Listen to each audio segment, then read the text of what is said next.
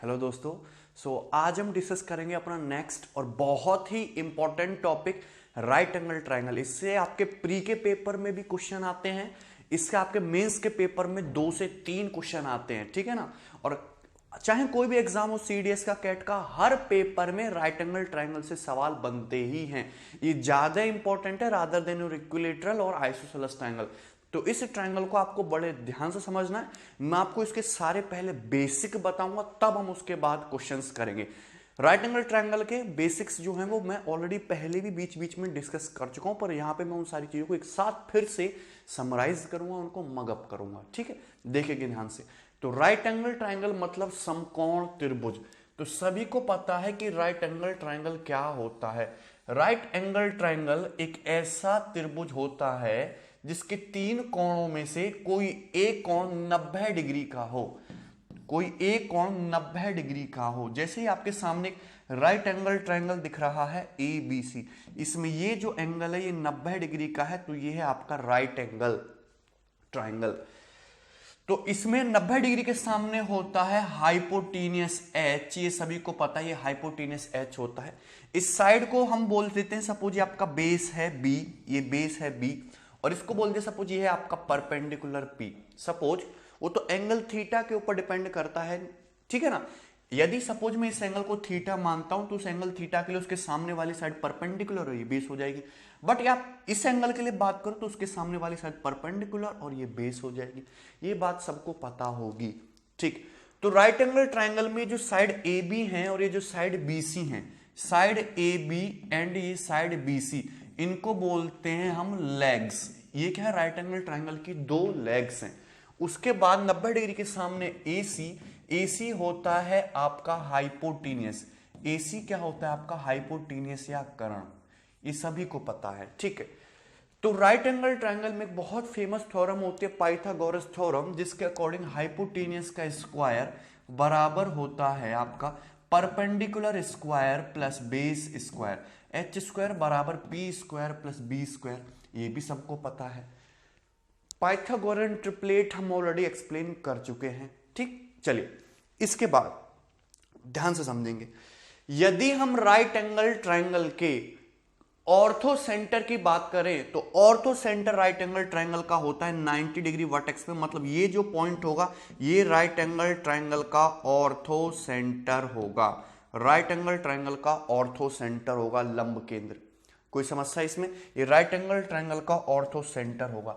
यदि हम right angle triangle के सरकम सेंटर की बात करें, यदि हम राइट एंगल ट्रायंगल के सरकम सेंटर की बात करें तो इसका जो सरकम सेंटर होगा वो हाइपोटेनियस का मिड पॉइंट होगा। ये हाइपोटेनियस का मिड पॉइंट है, AD जो है आपका DC के पैरेलल है, और ये जो D पॉइंट है ये आपका सरकम सेंटर है। ये होगा आपका सरकम सेंटर। इसमें कोई समस्या किसी को? क्लियर है? हमने ऑर्थो सेंटर से सरकम सेंटर को ये मिलाया, इस तरीके से मिल जाएगा, कोई दिक्कत नहीं है। AD DC और ये BD तीनों के तीनों आपस में इक्वल होते हैं, सभी को पता है।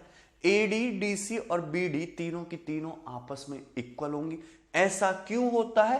क्योंकि सभी को पता है कि राइट एंगल ट्रायंगल जो है हमेशा एक सेमी सर्कल के अंदर बनता है। तो ये जो ट्रायंगल है हमेशा एक सेमी सर्कल के अंदर होगा, ये होगा सेमी सर्कल में बनेगा।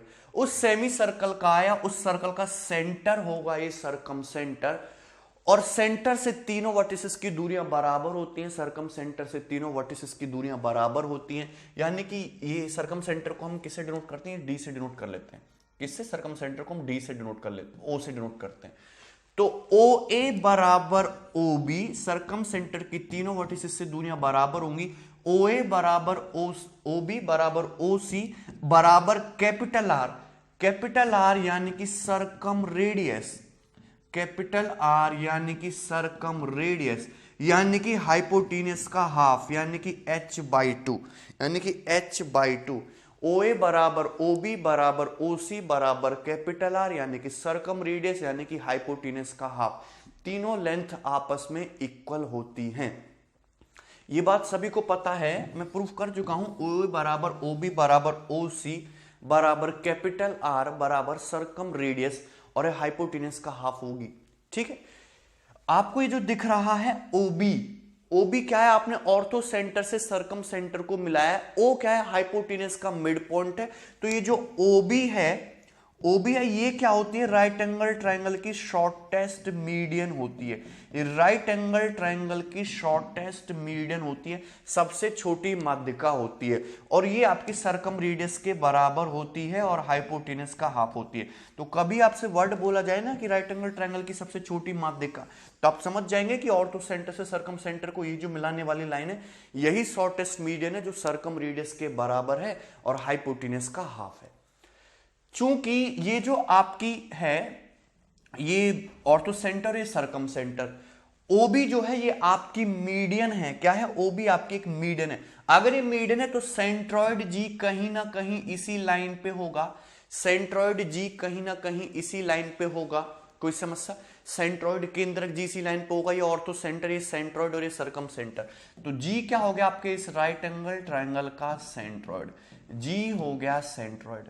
क्लियर है। यूलर लाइन मैंने सभी को एक्सप्लेन किया, उसके अकॉर्डिंग ऑर्थो सेंटर से सेंट्रॉइड और सेंट्रॉइड से सरकम सेंटर की जो दूरियों का अनुपात होता है वो 2:1 होता है। तो ये रेशियो कितना होगा आपका, 2:1 होगा, 2:1। क्लियर है, ठीक है। ओए भी आपकी सरकम रेडियस, ओसी भी सरकम रेडियस, ओबी भी सरकम रेडियस, सभी को पता है। क्लियर है, ठीक है। ये सारी बातें बेसिक सी हैं, सबको आती हैं, ठीक। आगे बढ़ेंगे, दूसरा पॉइंट देखेंगे।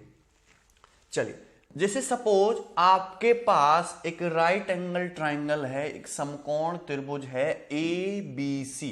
आपके पास एक राइट एंगल ट्रायंगल है ए बी सी, इसमें ये एंगल 90 डिग्री है, this angle is 90 degree. Clear है। ये 90 डिग्री के सामने हो गया हाइपोटेनियस, ये हो गया आपका बेस और ये हो गया आपका परपेंडिकुलर, ठीक है, ओके। यदि हम इसका इन सर्कल खींचे तो इस तरीके से इन सर्कल खींचेगा जो त्रिभुज की तीनों भुजाओं को स्पर्श करेगा, और इन सर्कल का सेंटर ये हो जाएगा आपका आई। सेंटर से ये टेंजेंट पॉइंट, ये एंगल 90 डिग्री का होगा, ये एंगल 90 का डिग्री का होगा, ये भी रेडियस स्मॉल आर, ये भी रेडियस स्मॉल आर, ये भी रेडियस स्मॉल आर, ये भी रेडियस स्मॉल आर, ये स्क्वायर बनेगा, सभी को पता है। यदि किसी राइट एंगल ट्रायंगल की साइड पी बी और हाइपोटेनस एच हो तो उस राइट एंगल ट्रायंगल की जो रेडियस होती है, जो अंतःवृत्त की त्रिज्या होती है, सभी को पता है, फॉर्मूला है P + B - h/2। Small r बराबर P + B - h/2। किसी को कोई समस्या, स्मॉल आर बराबर P + B - h/2 कहां से आया, हम आपको ऑलरेडी एक्सप्लेन कर चुके हैं। स्मॉल आर बराबर P + B - h/2। 2 को हम इधर ले जाएं तो 2r बराबर P + B - h, ये हो जाएगा। 2r बराबर P + B - h, minus H को इधर ले आऊं तो 2r प्लस कैपिटल H बराबर हो जाएगा P + B। कैपिटल H क्या होता है, हाइपोटेनस क्या होता है, हाइपोटेनस जो होता है आपका सरकम रेडियस का डबल होता है, या फिर सरकम रेडियस जो होती है वो हाइपोटेनस का हाफ होती है। ये बात सभी को पता है, ठीक है। तो यहां पे हम H की जगह 2 ट्वाइस ऑफ कैपिटल R रख सकते हैं, बराबर हो जाएगा P + B। 2 कॉमन आ जाएगा, ब्रैकेट में बचेगा small r plus capital R बराबर P + B। Twice of small r plus capital R बराबर किसके आएगा, P + B के। ये बात आपको पता होनी चाहिए, ठीक है। कोई समस्या इसमें, आसान है। चलिए आगे बढ़ेंगे। इसके बाद सभी को पता है कि यदि किसी राइट एंगल ट्रायंगल का आपको क्षेत्रफल निकालना हो तो बहुत ही आसान रिजल्ट है। जैसे आपका एक समकोण त्रिभुज है ए बी सी, ठीक है, ये तो वर्टेक्स है ए बी सी, और ये हो गया आपका परपेंडिकुलर लेंथ है, ये हो गया बेस ए बी है, ये है हाइपोटेनस है कैपिटल एच।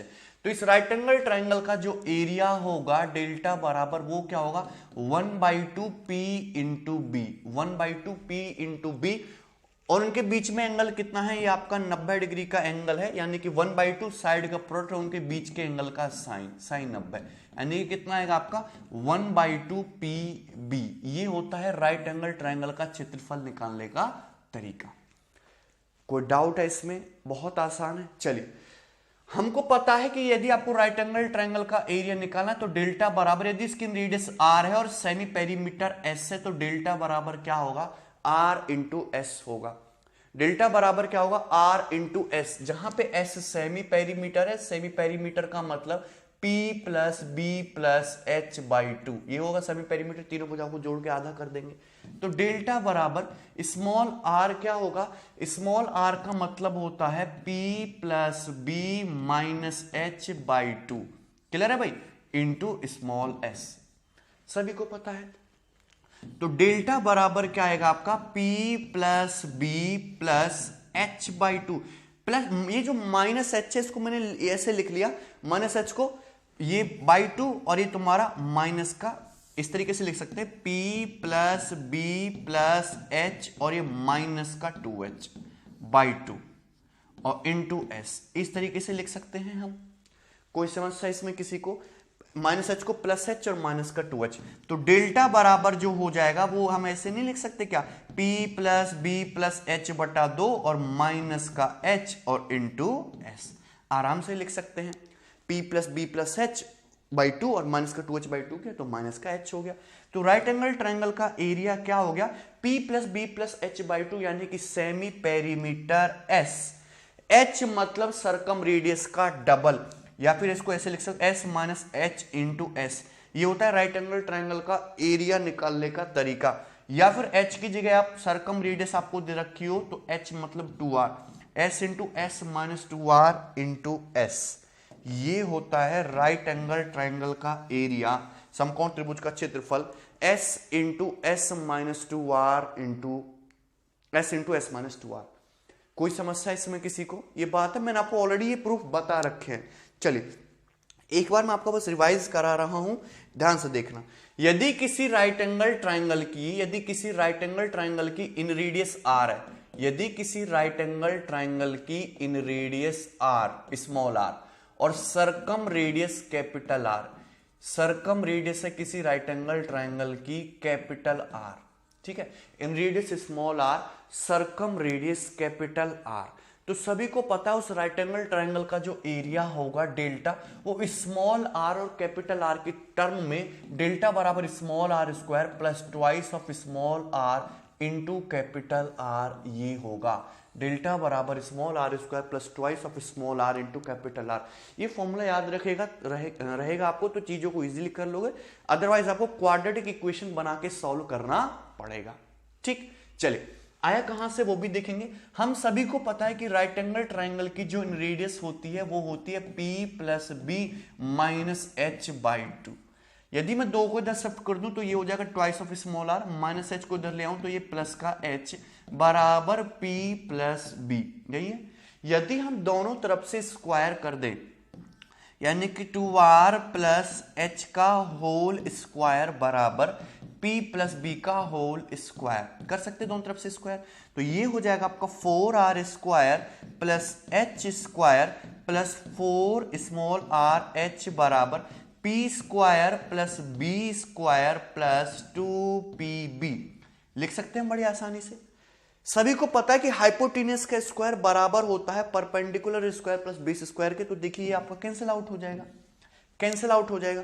कोई समस्या, पूरी इक्वेशन को यदि हम 4 से डिवाइड कर दे तो हम आसानी से लिख सकते हैं small r square plus small r into capital H बराबर 4 से डिवाइड किया मैंने P1 बाई 2 PB, दोनों तरफ हमने 4 से डिवाइड किया तो देखिए 4 से 4 कट गया, 2pb बाई 4 1 बाई 2 PB हो गया, ये आया। और मुझे पता है कि हाइपोटेन्यूज जो होता है वो सरकम रेडियस का डबल होता है, यानी कि स्मॉल r h की जगह रख देंगे ट्वाइस ऑफ कैपिटल R बराबर 1 बाई 2 PB, और 1 बाई 2 PB मतलब राइट एंगल ट्रायंगल का क्षेत्रफल जो कि small r square plus twice of small r into capital R के बराबर है। तो ये सिंपल सी बातें हैं जो आपको पता होनी चाहिए, मैं आपको ऑलरेडी ये सब बता चुका हूं, ठीक है। In center, ortho center, circum center right angle triangle का कहां होगा, सेंट्रोइड कहां होगा, रेशियो कितना होगा, शॉर्टेस्ट मीडियन, ठीक है। इन रेडियस सरकम रेडियस के फॉर्मूलेज, उसमें रिलेशन, ठीक है। कोई समस्या इसमें किसी को यहां तक? चलिए आगे बढ़ेंगे, नेक्स्ट चीज देखेंगे। सपोज आपके पास एक राइट एंगल ट्रायंगल है, एक समकोण त्रिभुज है इस तरीके से ABC, आपके पास एक राइट एंगल ट्रायंगल है ABC, ठीक, और हमने उसका खींचा है ये इन सर्कल, ये राइट एंगल ट्रायंगल का अंतःवृत्त, ठीक, अंतःवृत्त, ठीक। और ये जो इन सर्कल है ये हाइपोटेनस को सपोज डी पॉइंट पे टच करता है, ये पॉइंट हो गया आपका डी, हाइपोटेनस को डी पॉइंट पे टच करता है। आपको दिया है एडी बराबर स्मॉल ए एंड सीडी बराबर स्मॉल बी। एडी बराबर ए दिया है, सीडी बराबर बी दिया है। तो एडी की ये जो लंबाई है ये है आपकी स्मॉल ए, यहां से यहां तक टचिंग पॉइंट से वर्टेक्स ए की दूरी, इस टचिंग पॉइंट से वर्टेक्स सी की दूरी ये है आपकी स्मॉल बी। क्लियर है? और ये एंगल है आपका 90 डिग्री का, ठीक। तो इस राइट एंगल ट्राइंगल का जो एरिया होगा, इस समकोण त्रिभुज का जो क्षेत्रफल होगा वो होगा एरिया बराबर होगा ए इंटू बी। डायरेक्टली आप याद कर सकते हो कि इस राइट एंगल ट्राइंगल का जो एरिया होगा वो होगा ए इंटू बी। ये लेंथ है स्मॉल ए, ये लेंथ है स्मॉल बी, इनका प्रोडक्ट एरिया बराबर क्या होगा, ए इंटू बी। क्लियर सी बात है, सबको बात समझ में आई? अब देखेंगे रिजल्ट आया कहां। ओके, जैसे सपोज अपने पास एक राइट एंगल ट्राइंगल है, इंपॉर्टेंट रिजल्ट है भाई, ध्यान से देखना। अपने पास एक राइट एंगल ट्राइंगल है इस तरीके से ए बी सी, समकोण त्रिभुज है ए बी सी, ठीक है। इसमें ये एंगल भी 90 डिग्री है, कोई दिक्कत नहीं है। उसके बाद हमने यहां पे इसका एक इन सर्कल खींचे, इस राइट एंगल ट्राइंगल का अंतःवृत्त खींचा, तो अंतःवृत्त इस तरीके से खिंच जाएगा और ये हाइपोटेनस को पॉइंट डी पे टच करता है। एडी जो है ये आपका स्मॉल ए है और ये जो सीडी है ये आपका स्मॉल बी है, ठीक है। और आपको निकालना है इस राइट एंगल ट्राइंगल का एरिया, ठीक है, ए और बी की टर्म में। देखेंगे ध्यान से, सपोज इन सर्कल की रेडियस जो है वो स्मॉल आर है, तो ये सेंटर हो गया इन सेंटर आई और ये हमने आपसे डाला परपेंडिकुलर, तो ये स्मॉल आर हो जाएगा, ये भी स्मॉल आर हो जाएगा, ये भी स्मॉल आर होगा, ये भी स्मॉल आर होगा, ठीक है भाई। तो ये दूरी कितनी है आपकी स्मॉल आर, ये दूरी कितनी है आपकी स्मॉल आर। क्लियर? किसी भी सर्कल के बाहर किसी बिंदु से डाले गए स्पर्शरेखाएं बराबर होती हैं। सर्कल है, सर्कल के बाहर पॉइंट सी की टेंजेंट यदि बी है तो ये टेंजेंट यहां से यहां तक ये भी तो बी ही होगा, ये टेंजेंट भी तो बी ही होगा, कोई डाउट इसमें? इस सर्कल है, सर्कल के बाहर पॉइंट ए से टेंजेंट स्मॉल ए है तो ये टेंजेंट भी आपका स्मॉल ए ही होगा यहां से यहां तक। क्लियर है? ये टेंजेंट भी आपका स्मॉल ए ही होगा। यदि मैं इस राइट एंगल ट्राइंगल के सेमी पेरीमीटर की बात करूं तो तीनों भुजाओं को जोड़ के आधा करोगे तो a plus r b plus r a plus b, देखो a plus a 2a, b plus b 2b, r plus r 2r हो गया। और बाई 2 करोगे तो सेमी पेरीमीटर कितना है आपका a plus b plus r, ये आएगा semi perimeter a plus b plus r. देखो 2a plus 2b plus 2r जोड़ के आधा किया तो 2 हट जाएगा, सेमी पेरीमीटर आएगा a plus b plus are. तो राइट एंगल ट्राइंगल का एरिया या किसी भी ट्राइंगल का एरिया क्या होता है, डेल्टा बराबर आर इंटू एस। तो डेल्टा बराबर आर और एस मतलब सेमी पेरीमीटर कितना है आपका a plus b plus small r. Semi perimeter कितना है आपका a plus b plus small r. Clear भाई, कोई समस्या? चलिए, सभी को पता है कि राइट एंगल ट्राइंगल का ये वाला लेग्स कितना है आपका a प्लस आर, ये वाला लेग कितना है b प्लस आर। तो पाइथागोरस थ्योरम से a प्लस आर का whole square plus b plus r का होल स्क्वायर बराबर होगा हाइपोटेनस यानी कि a प्लस बी के होल स्क्वायर के। हाइपोटेनस a प्लस बी के होल स्क्वायर के इक्वल होगा। क्लियर है? खोलते हैं तो ये हो जाएगा तुम्हारा a square plus r square plus 2ar, mind में कर सकते थे कैलकुलेशन। ये हो जाएगा b square plus twice of b r plus r square बराबर a square plus b square plus 2ab। यही हो जाएगा, यही हो जाएगा। ध्यान से देखेंगे तो यहां पे देखिए a स्क्वायर से a स्क्वायर कैंसिल हो गया, b स्क्वायर से b स्क्वायर कैंसिल हो गया, r square 2r square 2ar plus 2br। ये रिजल्ट आया आपका 2r square plus 2ar plus 2br बराबर 2ab। ये हो गया। यदि मैं दोनों तरफ से 2 हटा दूं तो दोनों तरफ से 2 हट जाएगा और r कॉमन ले लूं, 2 हटो हटा दिया मैंने और r कॉमन ले लिया यहां से, तो ये अंदर क्या बचेगा स्मॉल r, यहां से क्या बचेगा आपका a, यहां से क्या बचेगा आपका b, ये बचेगा। यहां से क्या बचेगा स्मॉल r, 2 तो हटा दी स्मॉल r, यहां से बचेगा a, यहां से बचेगा b, 2 हट चुका है, बराबर क्या आ गया आपका ab, बराबर क्या आ गया आपका ab। और यही क्या है, small r plus into a plus b plus r, small r into a plus b plus r, यही क्या है, राइट एंगल ट्राइंगल का एरिया। तो इस ट्राइंगल का जो एरिया होगा डेल्टा बराबर क्या आ गया, ए बी। समकोण त्रिभुज का जो क्षेत्रफल है डेल्टा बराबर क्या आ जाएगा आपका, ए इंटू बी। कोई समस्या इसमें किसी को, डेल्टा बराबर a into b, small r into small r plus b, a into b. Clear, कोई डाउट इसमें, आसान है। चलिए आगे बढ़ेंगे और नेक्स्ट और मोस्ट इंपॉर्टेंट रिजल्ट्स देखेंगे। आपके पेपर में इससे क्वेश्चन आते ही आते हैं शॉर्ट, ठीक है ना। चलिए बहुत इंपॉर्टेंट है, पहले भी पेपर में क्वेश्चन आ चुके हैं। सपोज अपने पास एक राइट एंगल ट्राइंगल है, एक समकोण त्रिभुज है इस तरीके से, ये होगा right angle triangle A B C, right angle triangle A B C, ठीक है। या ऐसे मानते हैं राइट एंगल ट्राइंगल ये हो गया आपका, इस तरीके से मानते हैं हम, ए ये हो गया आपका सी और ये हो गया आपका बी, ठीक है, ए सी बी। चलिए अब यहां पे वर्टेक्स ए के सामने की साइड स्मॉल ए मान ली, वर्टेक्स बी के सामने की साइड स्मॉल बी मान ली, वर्टेक्स सी के सामने की साइड स्मॉल सी मान ली। क्लियर है, हाइपोटेनस हो गया स्मॉल सी। हमने 90 डिग्री वर्टेक्स पे, ये क्या आपका 90 डिग्री वर्टेक्स है, 90 डिग्री एंगल है, 90 डिग्री वर्टेक्स से हाइपोटेनस पे परपेंडिकुलर डाला, तो इस तरीके से परपेंडिकुलर जाएगा सीडी, और ये जो एंगल होगा ये 90 डिग्री का एंगल बनेगा। ये जो एंगल बनेगा ये 90 डिग्री का एंगल बनेगा। इस सीडी को बोला हमने स्मॉल पी, सीडी जो है वो आपका स्मॉल पी है, ये इंपॉर्टेंट है, इस पर काफी सारे रिजल्ट बनते हैं। एक राइट एंगल ट्राइंगल के 90 डिग्री वर्टेक्स से हाइपोटेनस पे डाला गया है परपेंडिकुलर, राइट एंगल ट्राइंगल के 90 डिग्री वर्टेक्स से हाइपोटेनस पे डाला गया परपेंडिकुलर। तो एक्चुअली ये है क्या, ये राइट एंगल ट्राइंगल की हाइट ही है। यदि मैं हाइपोटेनस को बेस मानता हूं तो राइट एंगल ट्राइंगल की हाइट ही है। मुझे इस पी की जो वैल्यू है वो लेंथ कैलकुलेट करनी है, तो कैसे करोगे देखेंगे। देखिए बहुत आसान रिजल्ट है, सभी को पता है कि राइट एंगल ट्राइंगल का एरिया क्या होता है, 1/2 a into b, 1/2 right angle triangle के लेग्स का प्रोडक्ट, ये होता है राइट एंगल ट्राइंगल का एरिया, ये होता है समकोण त्रिभुज का क्षेत्रफल। क्लियर है, कोई डाउट इसमें, 1/2 ए इंटू बी, ठीक।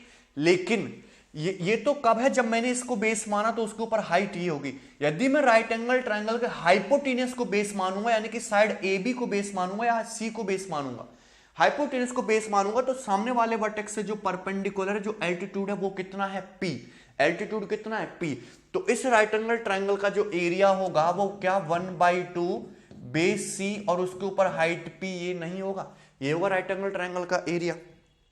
कोई समस्या इस समय किसी को, देखेंगे तो 1/2 से 1/2 कट गया, और P बराबर क्या आ गया आपका, AB बाई सी, P बराबर क्या आ गया आपका, AB बटे सी, P बराबर AB बाई सी। ये हो गया राइट एंगल ट्राइंगल के ऊपर एल्टीट्यूड की जो हाइपोटेनस है उसके ऊपर एल्टीट्यूड की लंबाई, P बराबर AB बाई सी। ये फॉर्मूला आप चाहे इसको डायरेक्टली लर्न कर सकते हो, एरिया इक्वेट करके आसानी से निकाल भी सकते हो, P बराबर AB बाई सी। ऐसे कोई बहुत बड़ी बात नहीं है। जैसे 6 दे दिया, सपोज आपको 6 दे दिया, ये 8 दे दिया, तो ये 10 हो जाएगा। आपसे पूछा कि हाइपोटेनस पे परपेंडिकुलर बताओ, तो कितना आएगा, 6 इंटू 8 बटा 10, 48 बटे 10 यानी कि 4.8। आसान है।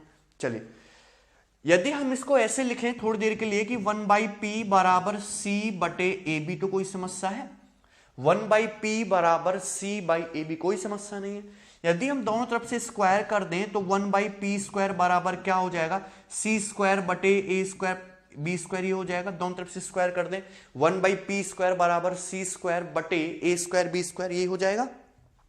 c क्या है, तुम्हारा हाइपोटेनस है, और हाइपोटेनस का स्क्वायर बराबर होता है लेग्स के स्क्वायर का sum, Pythagoras, a square plus b square बटे a स्क्वायर बी स्क्वायर।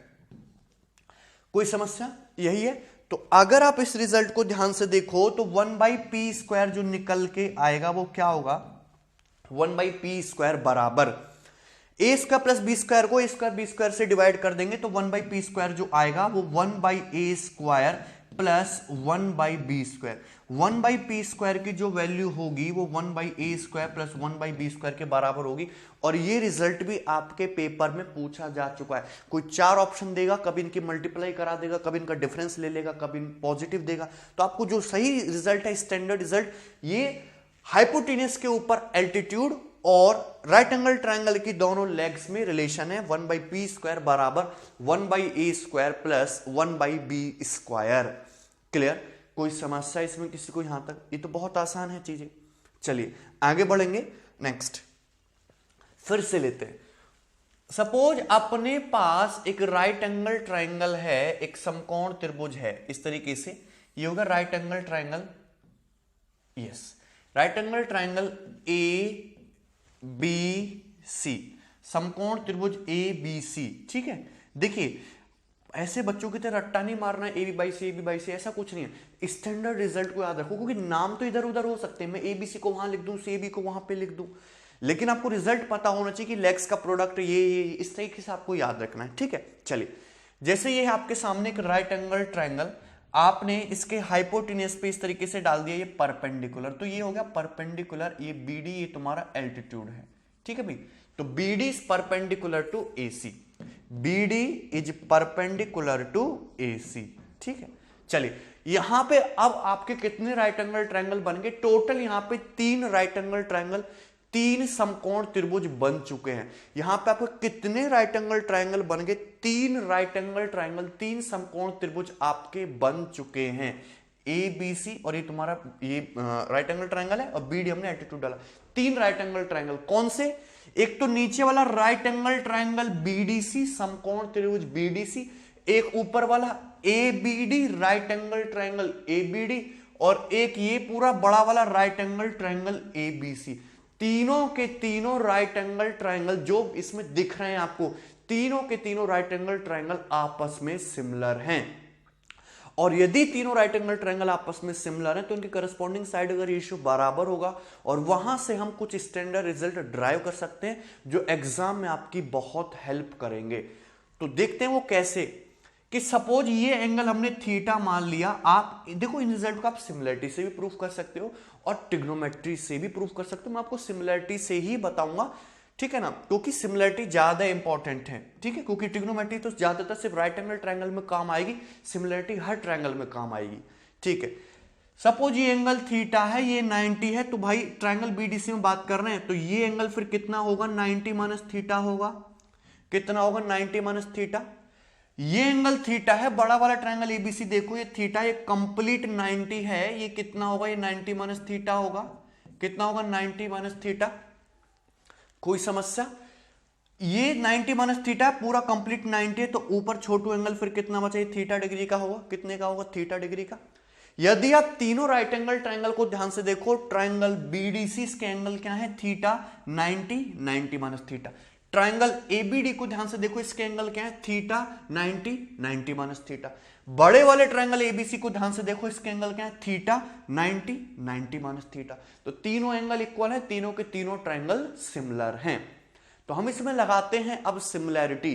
ध्यान से सुनना, यदि हम ट्रायंगल बीडीसी कौन सा? ट्रायंगल बीडीसी और ट्रायंगल एबीसी में बात करें, नीचे वाले ट्रायंगल में बात कर रहा हूं, राइट एंगल ट्रायंगल बीडीसी और राइट एंगल ट्रायंगल एबीसी।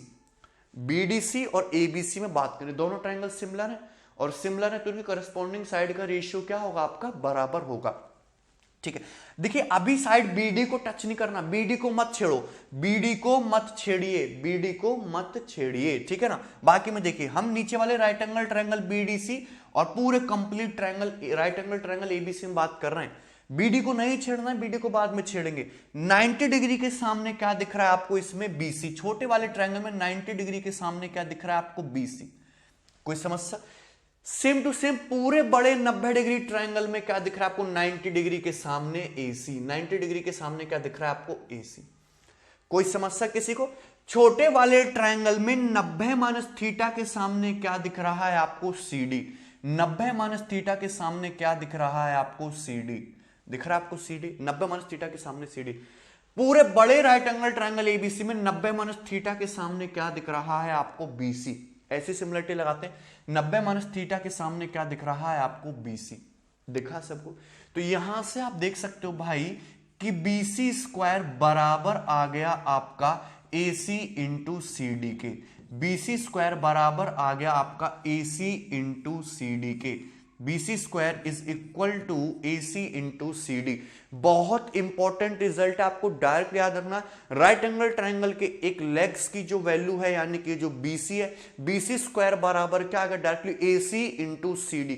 कैसे याद रखोगे, BC का स्क्वायर, लेग्स का स्क्वायर बराबर जो होगा किसी भी लेग्स का स्क्वायर BC स्क्वायर, आपको लिखना हाइपोटेनस पे चले जाओ, BC स्क्वायर बराबर कंप्लीट हाइपोटेनस इंटू ये निकट वाली दूरी CD, पास वाली दूरी CD, पास वाली दूरी CD, BC स्क्वायर बराबर पास वाली दूरी CD into complete hypotenuse, legs का स्क्वायर बराबर पास वाली दूरी CD कंप्लीट हाइपोटेनस। ऐसे आपको याद रखना है। कोई समस्या इसमें किसी को? ठीक है, चलिए। तो जैसे हमने राइट एंगल ट्राइंगल BDC और पूरे बड़े ट्राइंगल ABC में सिमिलरिटी लगाई, वैसे ही हम राइट एंगल ट्राइंगल ADB, समकोण त्रिभुज ADB यानी कि ऊपर वाला छोटा राइट एंगल ट्राइंगल ADB और पूरे complete right angle triangle ABC में सिमिलरिटी लगाएंगे। आपको BD को नहीं छेड़ना है, तो ऊपर वाले ट्राइंगल में 90 डिग्री के सामने क्या है, AB। ऊपर वाले ट्राइंगल में 90 डिग्री के सामने क्या है आपका AB। ठीक है, इसको मैं अलग कर देता हूं यहां पे। ठीक, ऊपर वाले ट्राइंगल में 90 डिग्री के सामने क्या है आपका AB। ये रहा 90 डिग्री, 90 डिग्री सामने क्या है AB। और बड़े वाले ट्राइंगल में 90 डिग्री के सामने क्या है आपका AC। दिखा सबको? चलिए, उसके बाद छोटे वाले ट्राइंगल में इस एंगल थीटा के सामने क्या है आपका, थीटा के सामने है आपका AD। थीटा के सामने क्या है आपका AD, थीटा के सामने AD। कोई समस्या? पूरे बड़े राइट एंगल ट्राइंगल में थीटा के सामने क्या है आपका AB। थीटा के सामने है आपका AB, ये हो गया AB। कोई दिक्कत इसमें? सीधी सीधी मल्टीप्लाई करोगे तो रिजल्ट क्या आ गया, AB का स्क्वायर बराबर AC इंटू AD। AB का स्क्वायर बराबर क्या आ गया, AC इंटू AD। ये भी स्टैंडर्ड रिजल्ट है जो आपको याद रखना है। AB का स्क्वायर बराबर आ गया AC इंटू AD के, AB स्क्वायर बराबर AC इंटू AD। क्लियर? कोई समस्या इसमें किसी प्रकार की, किसी को कोई दिक्कत? AB स्क्वायर बराबर AC इंटू AD। ठीक है भाई, AB स्क्वायर बराबर AC इंटू AD। तो ये है राइट एंगल ट्राइंगल, उसमें आपको एक लेग से यदि BC की वैल्यू लिख रही हो तो BC का स्क्वायर बराबर पास वाली दूरी CD और कंप्लीट हाइपोटेनियस AC। यदि आपको AB स्क्वायर की वैल्यू लिख रही हो तो AB स्क्वायर की वैल्यू क्या होगी, पास वाली दूरी AD, हाइपोटेनियस पे पास वाली दूरी AD और complete hypotenuse AC, complete hypotenuse AC। कोई समस्या इसमें किसी को? ठीक है, तो ये दोनों इंपॉर्टेंट रिजल्ट है राइट एंगल ट्राइंगल की, लेग्स और हाइपोटेन्यूस में रिलेशन बताते हैं। ठीक है, तो ये दोनों हो गए। यदि हम इन दोनों को डिवाइड कर दें, हमने डिवाइड किया AB स्क्वायर बटे BC स्क्वायर, AB स्क्वायर बटे BC स्क्वायर। AB स्क्वायर क्या है आपका, AC इंटू AD, ये आ जाएगा AC इंटू AD। और BC स्क्वायर क्या है आपका, BC स्क्वायर आपका AC इंटू CD, यही होगा। AC से AC कट गया, तो यहां पे ध्यान से देखना, बहुत ही इंपॉर्टेंट रिजल्ट ड्राइव होगा। AB स्क्वायर बटे BC स्क्वायर बराबर आएगा तुम्हारा AD बाई CD के, AD बटे CD के। ये इंपॉर्टेंट रिजल्ट है। थर्ड इंपॉर्टेंट रिजल्ट आपको याद रखना है, AB स्क्वायर बटे BC स्क्वायर बराबर AD बाई CD, यानी कि ये AB और ये BC, इनका स्क्वायर का जो रेशियो होगा वो AD से CD के रेशियो के बराबर होगा। क्लियर है? जैसे सपोज ये दिया हुआ है आपको 12, ये दिया है आपको 16 और पूछ लिया कि AD से CD का अनुपात बताइए, तो AB और BC का रेशियो क्या है तुम्हारा, 4 तिया 12 4 चक 16, 3 4 तिया 12 4 चक 16, 3 अनुपात 4 है। तो AD से जो CD का रेशियो होगा वो 3/4 का होल स्क्वायर यानी कि 9/16 आ जाएगा। AD से जो CD का रेशियो हो जाएगा 12/16 यानी कि 3/4 का होल स्क्वायर 9/16 आ जाएगा। ये रिजल्ट आपको याद रखना है। क्लियर है? कोई डाउट इसमें किसी को? आसान है। ठीक, चलिए, अगर सपोज रिवर्स भी हो, अगर इसका उल्टा भी दिया हुआ है, सपोज कि AD से CD का रेशियो दिया हुआ तुमको 25:36, AD और CD का रेशियो 25:36 है, ये दिया हुआ है। AD से CD का अनुपात 25:36 है। आपको AB से BC का अनुपात निकालना है, तो AD से CD का जो अनुपात है उसका अंडर रूट लोगे तब AB से BC का रेशियो आएगा। एडी से जो सीडी का अनुपात है उसका अंडर रूट लोगे तब एबी से बी से आएगा। ये 25 है, ये 36 से अंडर रूट लोगे तो कितना आएगा तुम्हारा 5:6। एबी से बीसी का रेशियो कितना होगा 5:6। एबी से बीसी का जो अनुपात होगा आपस में 5:6 होगा। 5 के स्क्वायर 25, 6 के स्क्वायर 36। एडी से सीडी का अनुपात क्या बनेगा 5:6। तो इस तरीके से आप इन दोनों रिजल्ट को डायरेक्टली स्टैंडर्ड रिजल्ट की तरह यूज करोगे अपने क्वेश्चंस में फायदे के लिए, ठीक है ना। कोई डाउट इसमें किसी को? इंपॉर्टेंट थी बातें। तो 3 रिजल्ट हमने आपको बताए, याद रखने का तरीका भी बता रहे हैं। आपको लेग्स की वैल्यू लिखनी हो BC स्क्वायर, हाइपोटेनस पे चले जाओ, पास वाली दूरी CD, complete hypotenuse AC। AB square की लिखनी हो AD, कंप्लीट हाइपोटेनस AC। इस तरीके से आपको करना है। क्लियर? कोई समस्या इसमें? चलिए आगे बढ़ेंगे। अब नेक्स्ट इंपॉर्टेंट रिजल्ट देखेंगे इसमें, ठीक है। चलिए सपोज आपके पास एक राइट एंगल ट्राइंगल है, एक समकोण त्रिभुज है ABC, right angle triangle ABC, ठीक है भाई। तो ये राइट एंगल ट्राइंगल है सपोज आपका, ये ABC, right angle triangle ABC, ठीक है भाई। चलो अब हमने इसके सपोज हाइपोटेनस पे ये परपेंडिकुलर डाला है इस तरीके से, ये हो गया परपेंडिकुलर AD। तो ये एंगल कितने का है 90 डिग्री का। This angle is 90 degree. तो ये एंगल सपोज थीटा है, तो ये 90 है, ये 90 माइनस थीटा होगा, ये थीटा होगा, फिर ये 90 है, ये 90 माइनस थीटा होगा। चलिए हमने BD को अभी तक नहीं छेड़ता, अब छेड़ते हैं, ठीक है। BD को नहीं छेड़ा अभी तक। हमको यहां पे दो ट्रायंगल BDC और ट्रायंगल ADB, दो राइट एंगल ट्रायंगल है, ट्रायंगल BDC, ट्रायंगल ADB, दोनों के दोनों राइट एंगल ट्रायंगल क्या हैं आपस में सिमिलर है। और जब सिमिलर हैं तो उनकी करस्पॉन्डिंग साइड का रेशियो क्या होगा बराबर होगा। तो छोटे वाले नीचे वाले राइट एंगल ट्रायंगल में थीटा के सामने क्या है BD, थीटा के सामने क्या है आपका BD, और ऊपर वाले ट्रायंगल में उसी एंगल थीटा के सामने क्या है आपका AD, थीटा के सामने क्या है AD। नीचे वाले ट्रायंगल में 90 माइनस थीटा के सामने क्या है DC, 90 माइनस थीटा के सामने क्या है DC। ऊपर वाले ट्रायंगल में 90 माइनस थीटा के सामने क्या है BD। ये रेशियो बराबर होना चाहिए। तो यहां से आप देखोगे कि BD स्क्वायर की वैल्यू बराबर आ गई आपकी किसकी AD इंटू DC के। BD स्क्वायर की वैल्यू बराबर आ गई आपकी AD इंटू DC के। BD square is equal to AD into DC। कोई समस्या इसमें? BD स्क्वायर बराबर AD इंटू DC। क्लियर है? ये रिजल्ट आपको डायरेक्टली याद रखना है। ये क्या होता है आपका ज्योमेट्रिक मीन होता है, AD और DC का ज्योमेट्रिक मीन होता है ये BD। सपोज आपको फॉर एग्जांपल की AD की लंबाई सपोज 4 सेंटीमीटर दी है और DC की लंबाई सपोज 9 सेंटीमीटर दी है। अब पूछा कि आपसे BD की लंबाई बताओ, तो डायरेक्टली बता दोगे 4 × 9 36 का अंडर रूट 6। BD की लंबाई कितनी आ जाएगी आपकी 6 सेंटीमीटर। ठीक, कोई डाउट इसमें? ठीक है भाई। चलिए तो ये सब स्टैंडर्ड रिजल्ट है, आपको इनको याद रखना है। एक बार मैं इन सबको यहां पे लिख दे रहा हूं सीक्वेंस फॉर्म में। एक रिजल्ट तो आपका ये हो गया। दूसरा हमने क्या बताया था? दूसरा हमने बताया था कि AB का स्क्वायर बराबर होगा, AB का स्क्वायर बराबर होगा आपका AD इंटू AC के। तीसरा बताया था हमने कि BC का स्क्वायर बराबर होगा CD इंटू AC के। क्लियर है? और चौथा हमने इनको डिवाइड करके बताया था कि AB स्क्वायर बटे BC स्क्वायर बराबर होगा आपका किसका? AD बाई CD के। ठीक है ना। पांचवा रिजल्ट ये भी हमने बताया स्टार्टिंग में कि बहुत सिंपल है। यदि आपको ये BD की वैल्यू लिखनी हो तो BD की जो वैल्यू होगी वो क्या होगी? लेग्स का प्रोडक्ट कर देंगे, यानी कि AB into BC, AB into BC, AB into BC और ये बटे हाइपोटेनस AC। ठीक है, ये आपको याद रखने और क्वेश्चंस में हम इनका डायरेक्टली यूज करेंगे। ठीक है, चलिए आगे बढ़ेंगे। अब देखेंगे next important result, square inside a triangle, square inside a triangle. ठीक है, किसी भी ट्राइंगल के अंदर स्क्वायर जो बना है तो उसका एरिया, पेरीमीटर हम कैसे कैलकुलेट करेंगे वो देखेंगे। स्क्वायर इनसाइड ए ट्राइंगल, तो पहले मैं जनरल ट्राइंगल के अंदर स्क्वायर बनाना सिखाऊंगा, फिर मैं राइट एंगल ट्राइंगल के अंदर स्क्वायर बनाना सिखाऊंगा, और जितने भी मैक्सिमम पॉसिबल केसेस होंगे हम सारे के सारे उसमें इंक्लूड करेंगे। ठीक है भाई, सबको ध्यान से देखना है। Square inside triangle, general triangle की हम बात कर रहे हैं।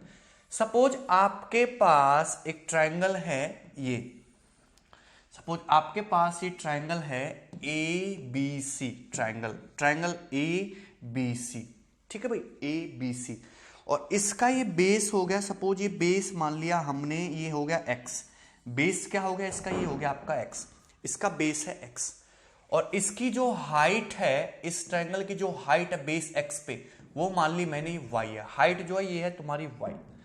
क्लियर है, कोई डाउट किसको? यहां से परपेंडिकुलर डालोगे तो हाइट कितनी है, ये तुम्हारी वाई है, यहां से इस तरीके से आपने ये परपेंडिकुलर डाला और ये 90 डिग्री का एंगल बना रहा है, और ये हाइट है एडी, ये तुम्हारी वाई है।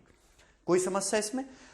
आपने स्क्वायर के बेस बीसी, सॉरी आपने ट्रायंगल के बेस बीसी पे एक स्क्वायर बनाया मैक्सिमम पॉसिबल साइज का, तो ये बना हुआ है स्क्वायर। आपने एक ट्रायंगल है एबीसी, उसके बेस बीसी पे जिसकी लंबाई एक्स है और उस बेस के करस्पॉन्डिंग हाइट वाई है, बेस बीसी पे एक स्क्वायर बनाया, एक वर्ग बनाया P Q R S, P Q R S. तो P Q R S is a square, P Q R S is a square of maximum possible size, P Q R S is a square of maximum possible size, सबसे बड़े क्षेत्रफल का है, maximum possible area, maximum possible size, ठीक है, on base BC, on base BC, ठीक है ना। तो ये आपका स्क्वायर बना हुआ है, कोई भी जनरल ट्रायंगल, चाहे equilateral, isosceles, right angle, whatever it is, हर किसी के लिए ट्रू है। आपके पास ये स्क्वायर ट्रायंगल है, ट्रायंगल का बेस एक्स है, उसके करस्पॉन्डिंग हाइट वाई है, पी को आने से एक स्क्वायर बना हुआ है। इस स्क्वायर की साइड सपोज दे मानी हमने ए, इस स्क्वायर की साइड सपोज स्मॉल ए है, तो ये साइड कितनी होगी आपकी स्मॉल ए। कोई डाउट किसी को? ये साइड कितनी होगी स्मॉल ए। क्लियर है, स्क्वायर की साइड हमने क्या मान ली a, P Q R S square की साइड हमने ए मान ली, पी क्यू आर एस की साइड हो गई आपकी ए। ठीक है, आपको इस स्क्वायर की भुजा निकालनी है, यदि आपको साइड पता लगी तो आप पेरीमीटर भी निकाल सकते हो, आप एरिया भी निकाल सकते हो। ठीक है, तो पहले देखते हैं अब इसका साइड कैसे कैलकुलेट करेंगे। आपको यहां पे दो ट्रायंगल दिखाई दे रहे होंगे, ट्रायंगल ए एस आर, पहला तो ट्रायंगल आपका ट्रायंगल ए एस आर, ये होगा ट्रायंगल ए एस आर, और दूसरा पूरा बड़ा triangle, triangle A B C, पूरा बड़ा triangle, triangle A B C. दोनों के दोनों ट्रायंगल क्या हैं? सिमिलर हैं। दोनों के दोनों ट्रायंगल एकदम सिमिलर हैं। कैसे सिमिलर हैं? दोनों ही ट्रायंगल में एंगल ए कॉमन है, चूंकि ये जो तुम्हारा स्क्वायर का ये जो बेस पी क्यू ये साइड पे बना हुआ है, तो एस आर जो है तुम्हारा बेस बीसी के पैरेलल होना चाहिए, ये पैरेलल होगा। अगर ये पैरेलल होगा तो ये एंगल की वैल्यू इस एंगल के बराबर और इस एंगल की वैल्यू इस एंगल के बराबर, करस्पॉन्डिंग एंगल। तो ये तीनों एंगल आपस में बराबर हो गए, करस्पॉन्डिंग एंगल इक्वल हो गए, तो दोनों ट्रायंगल सिमिलर हैं। और जब सिमिलर हैं तो करस्पॉन्डिंग साइड का रेशियो क्या होना चाहिए? इक्वल। छोटे वाले ट्रायंगल में इस एंगल के सामने कितनी साइड है? स्मॉल ए। क्या है? स्मॉल ए। बड़े वाले ट्रायंगल में इसी एंगल ए के सामने क्या है? बेस बीसी, जो कि कितना है आपका एक्स। बेस बीसी कितना है? एक्स। कोई डाउट? ये होगा करस्पॉन्डिंग साइड का रेशियो। अगर ये तुम्हारा एंगल 90 डिग्री का है तो ऑब्वियस सी बात है कि ये एंगल भी 90 डिग्री का होगा। एस आर और बीसी आपस में पैरेलल हैं, एडी एक स्ट्रेट लाइन है, तो ये एंगल भी 90 डिग्री का होगा। राइट एंगल ट्रायंगल, सॉरी, इस ट्रायंगल की कंप्लीट हाइट वाई है, ट्रायंगल की बेस बीसी पे कंप्लीट हाइट वाई है, स्क्वायर की साइड स्मॉल ए है, तो ये साइड स्मॉल ए होगी। तो ये जो ट्रायंगल ए एस आर है, इसकी हाइट फिर कितनी बची? इसकी हाइट वाई माइनस ए बची कि नहीं? क्या हाइट बची इसकी? वाई माइनस ए। इसकी हाइट कितनी बची? वाई माइनस ए। तो छोटे वाले ट्रायंगल की हाइट वाई माइनस ए और उसके करस्पॉन्डिंग पूरी कंप्लीट हाइट बड़े वाले ट्रायंगल की क्या होगी? वाई। ये होगी वाई। कोई समस्या इसमें किसी को? चले तो ध्यान से, ए वाई बराबर आ गया एक्स वाई माइनस ए एक्स, ये हो गया। माइनस एक्स को इधर ले आएंगे तो ऐड हो जाएगा, इधर जाके ए कॉमन, क्या बचेगा ब्रैकेट में? एक्स प्लस वाई बराबर एक्स वाई, ए इंटू एक्स प्लस वाई बराबर एक्स वाई। यहां से स्क्वायर की जो साइड है वो आ गई ए बराबर एक्स इंटू वाई बटे एक्स प्लस वाई, ए बराबर एक्स इंटू वाई बटे एक्स प्लस वाई, ए बराबर एक्स इंटू ए बराबर एक्स इंटू वाई बटे एक्स प्लस वाई।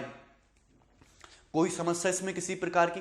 तो चाहे आप किसी भी ट्रायंगल के अंदर आप स्क्वायर बना ले, किसी भी बेस पे बना लें, किसी भी बेस पे बना लें, आप उस स्क्वायर की साइड आसानी से कैलकुलेट कर सकते हो, बशर्ते आपको दो चीजें पता हो। आपको पहली बात तो ये पता हो कि स्क्वायर जो बना है ट्रायंगल के किस साइड पे बना है, बेस पता हो, और उस बेस के करस्पॉन्डिंग आपको हाइट पता हो। तो बेस इंटू हाइट बटे बेस प्लस हाइट से आप स्क्वायर की साइड निकाल सकते हो।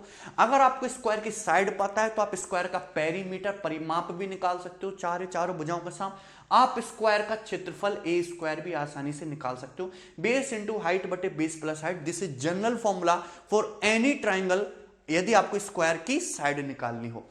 चूंकि किसी भी ट्राइंगल में तीन साइड होती हैं तो तीनों साइड के करस्पॉन्डिंग तीन हाइट भी होती है, तो प्रत्येक साइड की लंबाई अलग होगी, प्रत्येक हाइट की लंबाई अलग होगी। यदि ट्राइंगल स्केलन है तो उनके अलग अलग बेसिस पे जो स्क्वायर बनेंगे, अलग अलग बेसिस पे जो स्क्वायर बनेंगे, जैसे सपोज ये आपका एक स्केलन ट्राइंगल है, स्केलन ट्राइंगल, तो हम स्क्वायर यहां पे बना सकते हैं, हम स्क्वायर इस तरीके से यहां पे भी बना सकते हैं, हम स्क्वायर इस तरीके से यहां पे भी बना सकते हैं।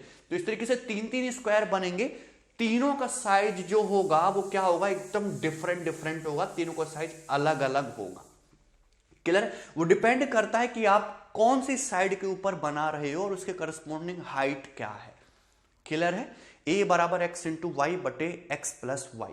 ठीक, कोई समस्या इसमें किसी को? चलिए आगे बढ़ेंगे। आप देखना इंपॉर्टेंट रिजल्ट। सपोज अपने पास एक ट्राइंगल है, triangle A B C, triangle A B C, त्रिभुज ए बी सी। ये हो गया ट्राइंगल ए बी सी, त्रिभुज ए बी सी। क्लियर है भाई? ट्राइंगल ए बी सी, और इसमें ये BC हो गया आपका, ये बेस हो गया आपका x, ये बेस x है। ठीक, और इसके अंदर आपने एक स्क्वायर बनाया है, तो इस तरीके से आपका स्क्वायर बन जाएगा, ये स्क्वायर बन गया। क्लियर है?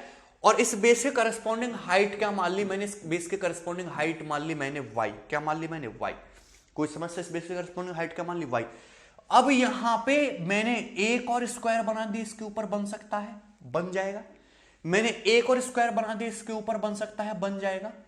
मैंने एक और स्क्वायर बना दिया, इसके ऊपर ये बन जाएगा। इस तरीके से मैंने इनफाइनाइट स्क्वायर बना दिए, अनंत स्क्वायर बना दिए, इनफाइनाइट स्क्वायर। क्लियर है? तो मैंने आपको ऑलरेडी एक रिजल्ट बता रखा है कि sum of perimeter of all infinite square, जितने भी स्क्वायर बनेंगे, जितने भी यहां पे स्क्वायर बन रहे हैं, sum of perimeter of all infinite squares जो भी बन रहे हैं, इनके पेरीमीटर, इनके वर्गों का जो सम होगा, बस आपको ये पता होना चाहिए कि किस बेस पे ये स्क्वायर बने हैं और इस बेस के करस्पॉन्डिंग हाइट क्या है, y। हाइट y है, तो क्या होगा तुम्हारा 4y, हाइट का 4 गुना। ये तो मैं आपको ऑलरेडी बता चुका हूं। ठीक है, दूसरी बात यह है जो अब हम नहीं जानने वाले हैं कि ये बेस है x, उसके करस्पॉन्डिंग हाइट है y। तो ये जो पहला जो मैक्सिमम पॉसिबल साइज का जो स्क्वायर बना है, इसकी साइड होगी एक्स वाई बटे एक्स प्लस वाई। इसकी साइड कितनी होगी? एक्स वाई बटे एक्स प्लस वाई। इसकी साइड कितनी होगी? एक्स वाई बटे एक्स प्लस वाई। इसकी साइड कितनी होगी? एक्स वाई बटे एक्स प्लस वाई। ये जो दूसरा स्क्वायर बना है, इसकी साइड क्या हो जाएगी, अब आपको प्रूफ करके भी दिखाएंगे। इसकी साइड हो जाएगी एक्स वाई स्क्वायर बटे एक्स प्लस वाई का whole square, x y square बटे एक्स प्लस वाई का होल स्क्वायर। ठीक है ना? ये जो तीसरा स्क्वायर बना है, इसकी साइड हो जाएगी एक्स वाई क्यूब बटे एक्स प्लस वाई का क्यूब, एक्स वाई क्यूब बटे एक्स प्लस वाई का क्यूब। क्लियर है? ये जो चौथा स्क्वायर जो बन रहा है, इसकी साइड हो जाएगी एक्स वाई की पावर 4 बटे एक्स प्लस वाई की पावर 4, एक्स वाई की पावर 4 बटे एक्स प्लस वाई की पावर 4। कोई समस्या? और इस तरीके से अनंत तक चलता चला जाएगा ये। अब बताइए, इसमें कोई डाउट? x इंटू वाई की पावर 4 बटे x प्लस वाई की पावर 4, ये होता है रिजल्ट। तो आप इन सभी स्क्वायर की साइड आसानी से निकाल सकते हो। सपोज आपसे एग्जाम में ऊट पटांग से सवाल यही बन गया कि सपोज 10वें नंबर का स्क्वायर बनना है, उसकी साइड बताओ, तो आप आसानी से बता दोगे। ठीक है ना भाई? ये तुम्हारा चौथे में एक्स वाई की पावर 4 बटे एक्स प्लस वाई की पावर 4 है, पांचवें में एक्स इंटू वाई की पावर 5 बटे एक्स प्लस वाई की पावर 5 होगा। इसी तरीके से आप निकाल सकते हो। तो ये सारे रिजल्ट आपको पता होने चाहिए। एक्स वाई बटे x plus y, x into y square, देखो एक्स के साथ छेड़छाड़ नहीं करनी, उसको छोड़ो, वाई पे फोकस करो। एक्स इंटू वाई स्क्वायर बटे एक्स प्लस वाई का whole square, x into y का क्यूब बटे एक्स प्लस वाई का क्यूब, एक्स इंटू वाई की 4 बटे एक्स प्लस वाई की पावर 4। ठीक है, हम इन स्क्वायर को नाम भी दे देते हैं। सपोज ये स्क्वायर S1 है, सपोज ये स्क्वायर S2 है, सपोज ये स्क्वायर S3 है, सपोज ये स्क्वायर S4 है, ठीक है ना, ये सब हैं square S1 S2 S3 S4। कोई समस्या इसमें? अच्छा, मैं S2 की साइड आपको निकाल के दिखाता हूं कि स्क्वायर S2 की साइड कैसे आई है। स्क्वायर S2 की साइड हम आपको निकाल के दिखाते हैं। साइड का फॉर्मूला तो वही लगना है, बेस इंटू हाइट बटे बेस प्लस हाइट। तो यदि मैं ये ट्राइंगल, सपोज ये ट्राइंगल तुम्हारा ये पॉइंट डी है, ये पॉइंट ई है, ये पॉइंट डी है, ये पॉइंट ई है, यदि मैं ट्राइंगल एडी को देखूं, ये नीचे वाले को भूल जाओ, सिर्फ और सिर्फ ट्राइंगल एडी को फोकस करो, तो मुझे ये देखना है कि एक ट्राइंगल एडी है, उसके अंदर एक स्क्वायर बना हुआ है S2 जो मैक्सिमम पॉसिबल साइज का है, जो क्या है तुम्हारा मैक्सिमम पॉसिबल साइज का है, ठीक है ना, और मैक्सिमम पॉसिबल साइज का है जिसका बेस कितना है, जिसका बेस है एक्स वाई बट एक्स प्लस वाई, और जिसकी हाइट क्या है, जिसकी हाइट है y माइनस एक्स वाई बटे एक्स प्लस वाई, वो की पूरी तो साइड ये तुम्हारी हाइट y है, और यहां से यहां तक की जो साइड है तुम्हारी ये एक्स वाई बटे एक्स प्लस वाई है। तो y माइनस एक्स वाई बटे एक्स प्लस वाई, इसको थोड़ा सा सिंप्लीफाई करके लिखोगे तो y x plus y square minus x y, तो ये हो जाएगा तुम्हारा वाई स्क्वायर बटे x plus y, y square बटे एक्स प्लस वाई, ये हो जाएगा। यदि हम ट्राइंगल एडीई के बारे में बात करें तो त्रिभुज एडीई का जो बेस है वो कितना है, स्क्वायर की साइड के बराबर एक्स वाई बटे एक्स प्लस वाई। हाइट की बात करें तो हाइट है वाई स्क्वायर बटे एक्स प्लस वाई, तो S2 की जो साइड होगी वो कितनी होगी, एक्स वाई बटे एक्स प्लस वाई, ये तो हो गया बेस। हाइट कितनी है आपकी, हाइट दिख रही है आपको वाई स्क्वायर बटे एक्स प्लस वाई, ये हो गया अपॉन बेस प्लस हाइट करोगे, तो बेस प्लस हाइट करोगे तो x y plus y square बटे एक्स प्लस वाई, ये चीज आ जाएगी, x y plus y square बटे एक्स प्लस वाई, ये चीज आ जाएगी। कोई समस्या इसमें?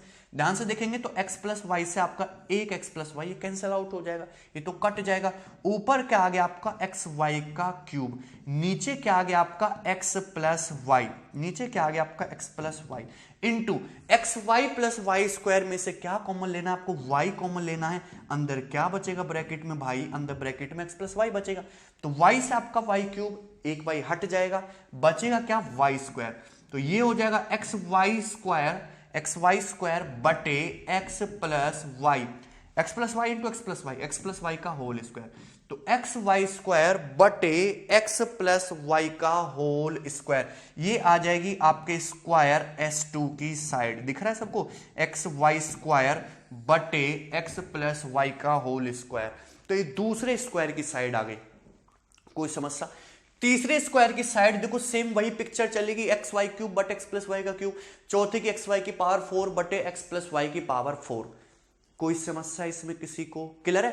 तो पेरीमीटर मैंने निकालना सिखा दिया, सारे स्क्वायर की साइड निकालना सिखा दिया। यदि एग्जाम में क्वेश्चन ये बन गया कि जितने भी इनफाइनाइट स्क्वायर बने हैं इन सब के एरिया का सम क्या है, इन सब के क्षेत्रफल का योग क्या है, यदि पेपर में सवाल ये बन गया कि इन जितने भी ये स्क्वायर बने हैं इन सब के एरिया का सम क्या है, इनफाइनाइट स्क्वायर के एरिया का सम क्या है, ये आपसे पूछ लिया, तो फिर कैसे कैलकुलेट करोगे, ध्यान से समझते रहना। आपसे पूछ लिया सारे स्क्वायर के एरिया का sum, area of square S1 plus S2 plus S3 plus dot dot कहां तक, अप टू इनफाइनाइट तक, इन सब के एरिया का सम आपसे पूछ लिया। कोई डाउट? तो पहले वाले स्क्वायर की साइड थी एक्स वाई बटे एक्स प्लस वाई, दूसरे के एक्स वाई स्क्वायर बटे एक्स प्लस वाई का स्क्वायर, और स्क्वायर का एरिया क्या होता है, भुजा का वर्ग, तो भुजा का वर्ग करना पड़ेगा, तो पहले स्क्वायर का जो एरिया होगा वो हो जाएगा एक्स वाई बटे एक्स प्लस वाई का होल स्क्वायर, दूसरे स्क्वायर का जो एरिया होगा वो क्या होगा, एक्स वाई स्क्वायर बटे एक्स प्लस वाई का होल स्क्वायर का भी होल स्क्वायर। क्लियर है? तीसरे स्क्वायर का जो एरिया होगा वो होगा एक्स वाई क्यूब बटे एक्स प्लस वाई के होल क्यूब का होल क्यूब। क्लियर है? प्लस डॉट डॉट डॉट कहां से, अप टू इनफाइनाइट, ये आपको ऐड करना है। क्लियर है? चलिए, तो यहां से अगर ध्यान से देखो तो क्या कॉमन आ गया आपका, एक्स वाई बटे एक्स प्लस वाई का होल स्क्वायर। ठीक है, मैं इसको एक ही बार बताऊंगा, दूसरी बार रिपीट नहीं करूंगा। एक्स वाई बटे एक्स प्लस वाई का होल स्क्वायर कॉमन आ गया, कॉमन आ गया यहां से सब जगह से। यहां पे क्या बचा, ब्रैकेट में बचा 1, यहां पे क्या बचा, एक्स वाई स्क्वायर बटे एक्स प्लस वाई का होल स्क्वायर है ना ये। तो यहां से बचा आपका वाई स्क्वायर बटे एक्स प्लस वाई का होल स्क्वायर, वाई स्क्वायर बटे एक्स प्लस वाई का होल स्क्वायर, ये बचेगा। यहां से क्या बचेगा, वाई की पावर कितना था ये 9, यहां से क्या कॉमन आ चुका आपका x y square, x y sorry यहां पे पावर 2 होगा ना, ठीक है। एक्स स्क्वायर वाई की पावर 6, तो यहां पे क्या बचेगा आपका वाई की पावर 4 और यहां पे एक्स प्लस वाई की होल पावर 4। इस तरीके से अप टू कहां तक जाएगा ये, इनफाइनाइट तक, इस तरीके से आपका चलता रहेगा। चलिए बस सिंप्लीफाई करना और कुछ भी नहीं। ये क्या बन गया, ये एक ज्योमेट्रिक प्रोग्रेशन बन गया, ज्योमेट्रिक प्रोग्रेशन जिसका ज्योमेट्रिक मीन क्या है, वाई स्क्वायर बटे ज्योमेट्रिक रेशियो क्या है जिसका, वाई स्क्वायर बटे एक्स प्लस वाई का होल स्क्वायर, जीपी बन गई है। तो ये तो हो गया तुम्हारा एक्स स्क्वायर वाई स्क्वायर बटे एक्स प्लस वाई का होल स्क्वायर इंटू ए बटे 1 माइनस आर, फर्स्ट टर्म है 1, कॉमन रेशियो कितना है यहां पे आपका, कॉमन रेशियो है वाई स्क्वायर बटे एक्स प्लस वाई का होल स्क्वायर, ये है कॉमन रेशियो। कोई समस्या इसमें किसी को, ठीक है भाई, ध्यान से समझते रहना, इंपॉर्टेंट चीज है। बराबर बराबर क्या आएगा, एक्स स्क्वायर वाई स्क्वायर बटे एक्स प्लस वाई का whole square into x square y square बटे एक्स प्लस वाई का होल स्क्वायर। देखिए एक्स प्लस वाई का होल स्क्वायर चला जाएगा ऊपर चला गया, एक्स प्लस वाई का होल स्क्वायर ऊपर चला गया, बटे एक्स प्लस वाई का whole square minus y square, क्या बचेगा, एक्स प्लस वाई का whole square minus y square, LCM लोगे ना तो एक्स प्लस वाई का whole square minus y square, a square minus b square लगाओगे तो यहां से एक तो आएगा एक्स और एक आएगा आपका एक्स प्लस 2y, एक तो आएगा x into x plus 2y, a square minus b square का फॉर्मूला लगाया हमने a plus b into a minus b. ध्यान से देखेंगे तो एक्स प्लस वाई के होल स्क्वायर से एक्स प्लस वाई का होल स्क्वायर कट गया, एक x से आपका x कट गया, बचा क्या, बचा बहुत साधारण सी चीज x इंटू वाई स्क्वायर बटे x plus 2y, x into y square बटे एक्स प्लस 2y, ये रिजल्ट बचेगा x इंटू वाई स्क्वायर बटे एक्स प्लस 2y। क्लियर, कोई डाउट इसमें, x इंटू वाई स्क्वायर बटे एक्स प्लस 2y, तो ये रिजल्ट है आपके इनफाइनाइट स्क्वायर के एरिया के सम का, x इंटू वाई स्क्वायर बटे एक्स प्लस 2y आपको याद रखना है, हम इसको लिख देते हैं। यदि किसी ट्रायंगल के अंदर आपके इनफाइनाइट स्क्वायर बनते हैं तो उनके जो एरिया का जो सम होगा that means s1 plus s2 plus s3 plus dot dot dot up to infinite तक, वो क्या होगा, एक्स वाई स्क्वायर बटे x plus 2y, this is the general formula. Clear है, एक्स वाई स्क्वायर बटे एक्स प्लस 2y, ठीक है। बस आपको ये पता होना चाहिए कि आपका ये जो ट्रायंगल है वो इस तरीके से है, ये है आपका बेस x और उस बेस से करस्पॉन्डिंग क्या पता होना चाहिए आपको, हाइट y पता होनी चाहिए, ठीक है। और यहां पे बने हुए हैं आपके इनफाइनाइट स्क्वायर, ये बना हुआ है पहला, ये फिर दूसरा हो गया और ये तीसरा हो गया और ये चौथा हो गया, और इन सबके एरिया का सम दिया हुआ है ऊपर, ये s1 s2 s3 s4। चलिए कोई समस्या इसमें किसी प्रकार की, किसी को यहां तक बात समझ में आई है। चलिए आगे बढ़ेंगे। ये जो बातें थी ये किसी भी ट्रायंगल के लिए ट्रू है, मैंने यहां पे एक्सप्लेन कर दिया है क्योंकि चीजें एक सीक्वेंस में रहेंगी, ठीक है भाई। मेंसुरेशन में ना हम इसको फिर से रिपीट नहीं करने वाले हैं अब, क्लियर यहां तक। चलिए आगे बढ़ेंगे। नेक्स्ट अब देखेंगे राइट एंगल ट्रायंगल के अंदर हम स्क्वायर किस तरीके से बना सकते हैं, समकोण त्रिभुज के अंदर राइट एंगल ट्रायंगल के अंदर स्क्वायर हम किस तरीके से बना सकते हैं।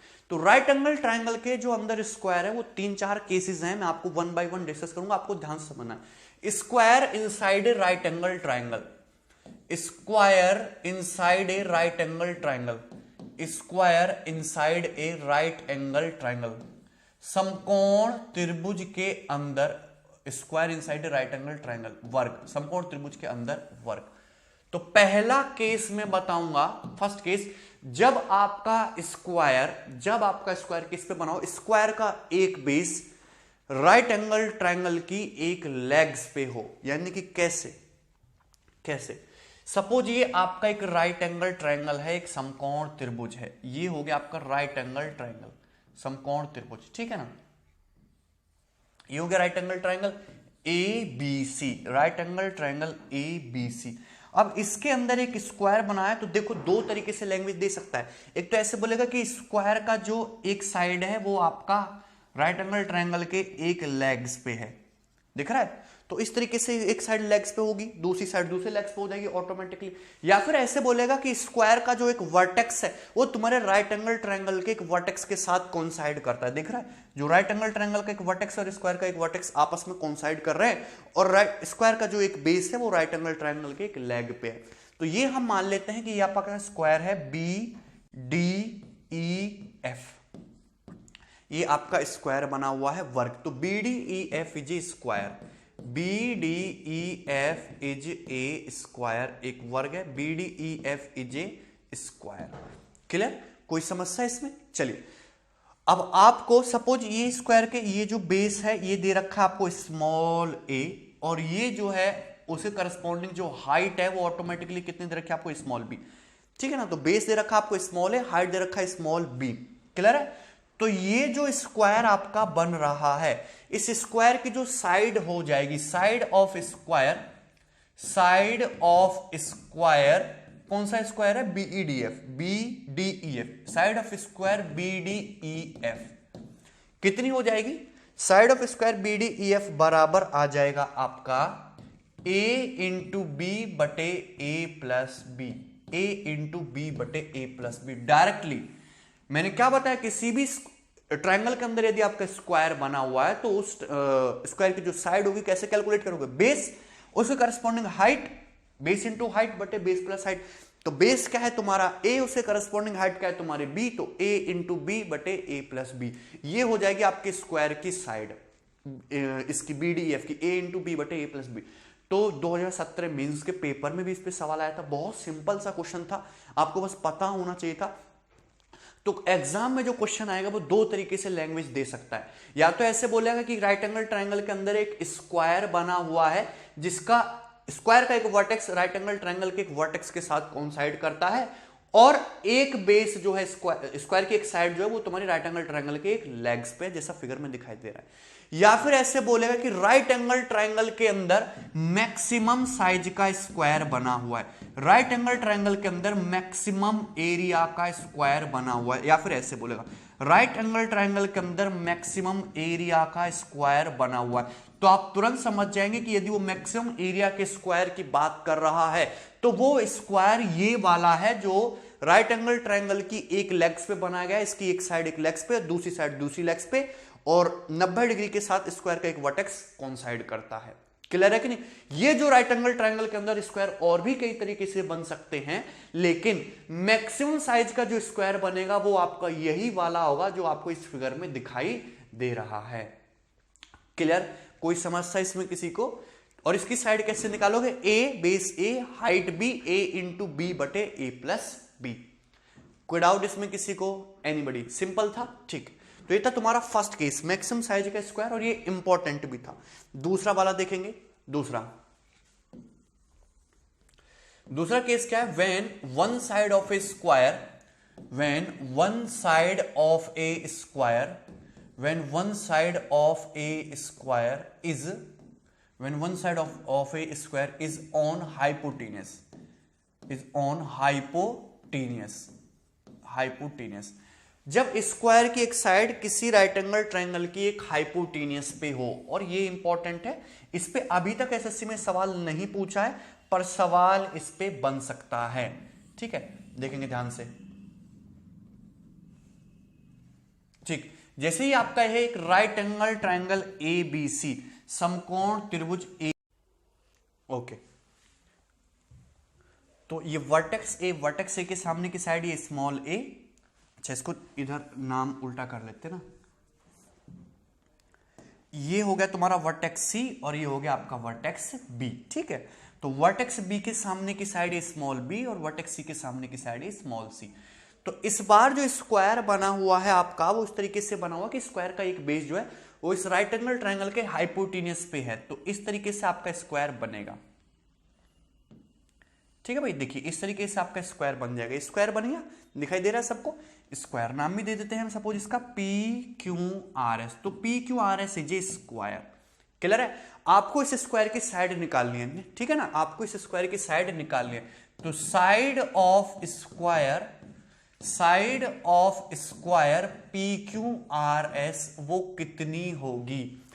तो मैंने आपको बताया कि कोई भी ट्रायंगल हो, कैसा भी हो, आपको उसका पता होना चाहिए बेस, और उसके करस्पॉन्डिंग पता होना चाहिए हाइट। तो आप स्क्वायर की साइड आसानी से निकाल लोगे, बेस इंटू हाइट बटे बेस प्लस हाइट। तो यहां पे मुझे ये जो स्क्वायर है, ये जो किस पे बना हुआ है तुम्हारा, इस राइट एंगल ट्रायंगल की साइड ए बी हाइपोटेनियस पे बना हुआ है। तो हाइपोटेनियस के करस्पॉन्डिंग मुझको क्या चाहिए, हाइट चाहिए। तो सामने वाले वर्टेक्स 90 डिग्री वर्टेक्स से इस पे परपेंडिकुलर डालोगे, तो ये परपेंडिकुलर जाके इसको इस तरीके से मिलेगा 90 डिग्री के एंगल पे, और ये हो जाएगा तुम्हारा P, ये हो जाएगा आपका P। मतलब इसको मैं सपोज अगर यदि मैं इसको नाम दे दूं पॉइंट D, तो ये जो है तुम्हारा CD, ये हो जाएगा तुम्हारा परपेंडिकुलर P। कोई समस्या इसमें किसी को? CD की जो लंबाई है, जो कांटा डिस्टेंस है CD, इसको मैंने क्या मान लिया, स्मॉल p। तो इस square P Q R S की साइड क्या हो जाएगी, बेस क्या है तुम्हारा C, उसके करस्पॉन्डिंग हाइट क्या है P, तो पी क्यू आर एस की साइड हो जाएगी C इंटू पी बटे C plus P, C into p बटे C प्लस पी, ये हो जाएगा। क्लियर है?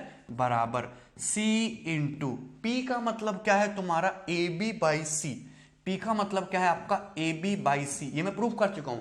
राइट एंगल ट्रायंगल के अंदर यदि आप हाइपोटेनस पे परपेंडिकुलर डालोगे, तो हाइपोटेनस से परपेंडिकुलर ड्रॉप की जो लंबाई होती है, लेग्स का प्रोडक्ट बटे हाइपोटेनस, ये होगा C into a B by c बटे C प्लस पी का मतलब a B by C, P का मतलब ए बी बाई सी, ये हो जाएगा। देखिए C से आपका C ये कैंसिल आउट हो गया, C से आपका ये जो C है ये कैंसिल आउट हो गया, ठीक है, C से C। ओके, उसके बाद ये ऊपर पहुंच जाएगा, तो क्या हो जाएगा, ए बी सी बटे c square plus a b, a B c बटे c square plus a b, a B c बटे c square plus a b. तो ये हो जाएगी square P Q R S की साइड, ए बी सी बटे square P Q R S की side क्या होगी, ए बी सी बटे c square plus a b, a B c बटे c square plus a b, आपको result याद रखना है। और ये आया कहां से वो भी मैंने आपको बताया। मैं यहां से देखो सी से सी तो कैंसिल आउट हो जाएगा, या रहने दीजिए, सी से सी काट लेंगे, ए बी सी बटे नीचे क्या हो जाएगा आपका सी स्क्वायर प्लस ए बी। अच्छा, ये जो सी स्क्वायर है, सी मतलब हाइपोटेनस का स्क्वायर, सी स्क्वायर मतलब हाइपोटेनस का स्क्वायर, बराबर किसके होगा, लेग्स यानी कि ए स्क्वायर प्लस बी स्क्वायर। तो स्क्वायर की जो साइड होगी उसको हम ऐसे भी तो लिख सकते हैं, ए बी सी बटे सी का मतलब, सी स्क्वायर का मतलब a square plus b square, a square plus b square plus a b, a square plus b square plus a b, ये होगी आपके P Q R S square की side, c a B c बटे a square plus b square plus a b, ठीक है ना, कोई दिक्कत इसमें। When one side of a square is on hypotenuse, तो स्क्वायर की जो साइड होगी वो क्या निकलेगी, आप ए बी सी बटे a square plus b square plus a b. आपको साइड पता है, आप पेरीमीटर भी निकाल सकते हो, आप एरिया भी निकाल सकते हो। तो राइट एंगल ट्राइंगल के अंदर ये दो तरीके से स्क्वायर बन सकते हैं, मैंने दोनों तरीके से आपको स्क्वायर बना के दिखाया। एक तो ऐसे कि उसका बेस क्या हो, एक राइट एंगल ट्रायंगल के एक लेग्स पे हो, दूसरा ये कि उसका एक जो बेस हो वो आपका राइट एंगल ट्रायंगल के हाइपोटेनस पे हो। उनकी साइड की वैल्यू क्या होगी वो हमने आपको निकाल के दिखाई। लेकिन इन दोनों स्क्वायर में से यदि आपसे मैक्सिमम साइज का स्क्वायर पूछा जाएगा, मैक्सिमम साइज का मैक्सिमम एरिया का स्क्वायर पूछा जाएगा, तो वो आपका ये होगा फर्स्ट वाला जो लेग्स पे बना हुआ है। आप a B by a plus b में से इसको घटा के देखना है, A B c by a square plus b square plus a b को, रिजल्ट पॉजिटिव आएगा, यानी कि पहले वाले स्क्वायर की जो साइड है वो हमेशा बड़ी आएगी। इनका डिफरेंस लेके देखना, ठीक है, ये साइड हमेशा बड़ी आएगी, तो ये मैक्सिमम साइज का स्क्वायर बनेगा। क्लियर है? कोई डाउट इसमें? आसान था, ठीक। नेक्स्ट थर्ड केस देखेंगे जो काफी इंपॉर्टेंट है और आसान भी है। थर्ड केस, ठीक है भाई, चलिए। सपोज आपके पास एक स्क्वायर है इस तरीके से, ये हो गया स्क्वायर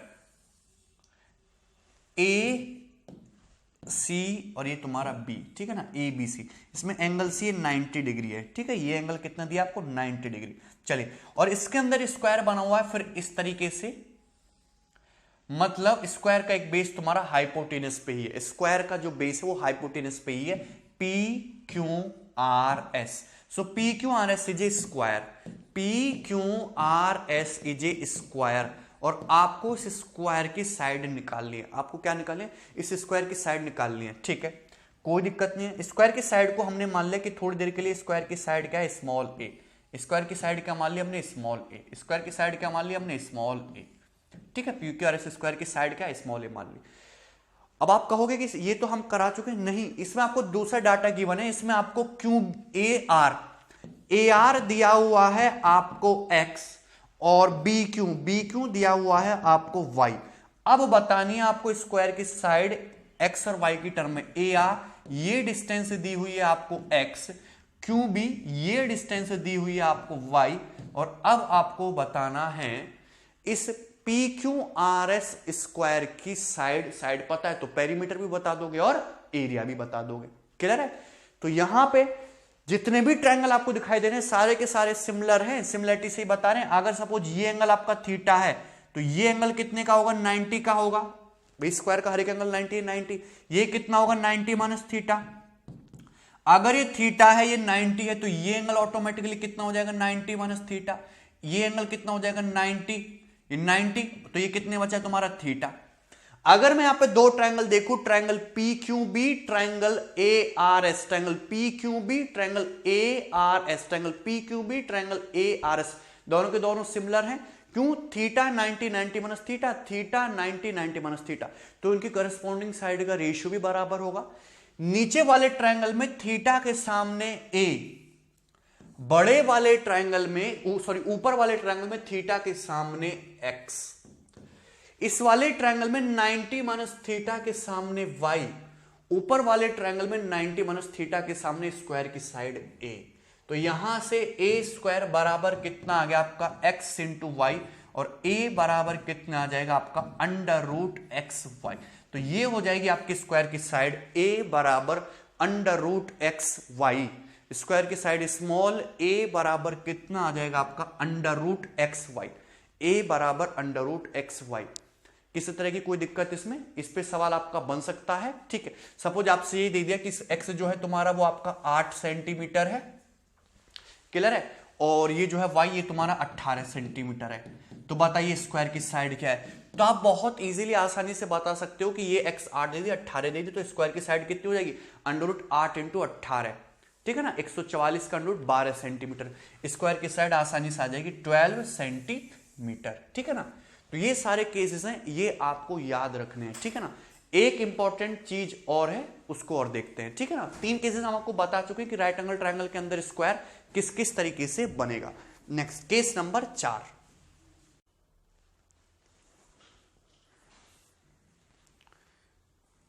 देखिए, अपने पास एक राइट एंगल ट्रायंगल है, एक समकोण त्रिभुज ABC। अपने पास एक राइट एंगल ट्रायंगल है, एक समकोण त्रिभुज ABC, इस तरीके से हमने बना दिया, ठीक है ना। तो ये होगा राइट एंगल ट्रायंगल आपका AB, और ये हो गया आपका C। इसमें ये जो है ये एंगल आपका 90 डिग्री का है, ये एंगल 90 डिग्री का। तो 90 डिग्री के सामने ये हो गया हाइपोटेनियस AC। दिखा सबको हाइपोटेनियस। इस हाइपोटेनियस पे हमने एक स्क्वायर बना दिया, तो ये स्क्वायर बनाया हमने इस पे, ये बन गया स्क्वायर, क्लियर है, ठीक है। स्क्वायर PQRS, तो स्क्वायर बन गया आपका PQRS, ठीक है। फिर हमको दो जगह खाली और दिखी और हमारे दिमाग ने खुराफाती की और हमने यहां पे एक स्क्वायर और बना दिया। देखो ये स्क्वायर बना दिया एक, ठीक है, PQRS TUV, ये बन गया एक स्क्वायर, क्लियर है। फिर हमने यहां भी कसर नहीं छोड़ी, हमने यहां भी एक स्क्वायर बना दिया, ये बन गया UV WX, और ये तुम्हारा हो गया ये Y, क्लियर है, ये बन गया आपके स्क्वायर। तो ये 3 स्क्वायर बने हैं, ऑल 3 आर स्क्वायर्स, क्लियर है।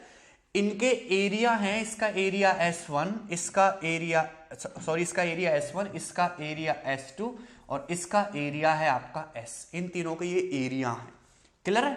तो आपको इन तीनों के एरिया में रिलेशन बताना है। ये सिमिलरिटी में आपको क्वेश्चन ऑलरेडी बता चुका हूं, ये कंसेप्ट यहां पे मैं एक बार फिर से डिस्कस करूंगा, इसको ध्यान से देखना है, ठीक है। चलिए, तो एरिया में रिलेशन तो बाद में बताएंगे, सबसे पहले हमको निकालना है इनकी साइड में रिलेशन। सबसे पहले क्या निकालना हमको, इनकी साइड में रिलेशन। तो साइड में रिलेशन निकालने के लिए हमने क्या किया कि जो बड़े वाला स्क्वायर है इसकी साइड को मान लिया हमने स्मॉल x, छोटे वाले स्क्वायर की इसकी साइड को मान लिया हमने स्मॉल y, और इस स्क्वायर के साइड को मान लिया हमने स्मॉल जेड, इस तरीके से हो गया small x small y small z. यहां पे जितने भी राइट एंगल ट्राइंगल आपको दिखाई दे रहे हैं 1 2 3 4 5 ऊपर बड़ा वाला 6, सारे के सारे आपस में सिमिलर हैं। सिमिलरिटी यहां पे बड़ी आसानी से लग सकती है, पर हमको सिमिलरिटी उन्हीं दो ट्रायंगल में लगानी है जिनमें अपना इंटरेस्ट हो, जिनमें अपना मन हो।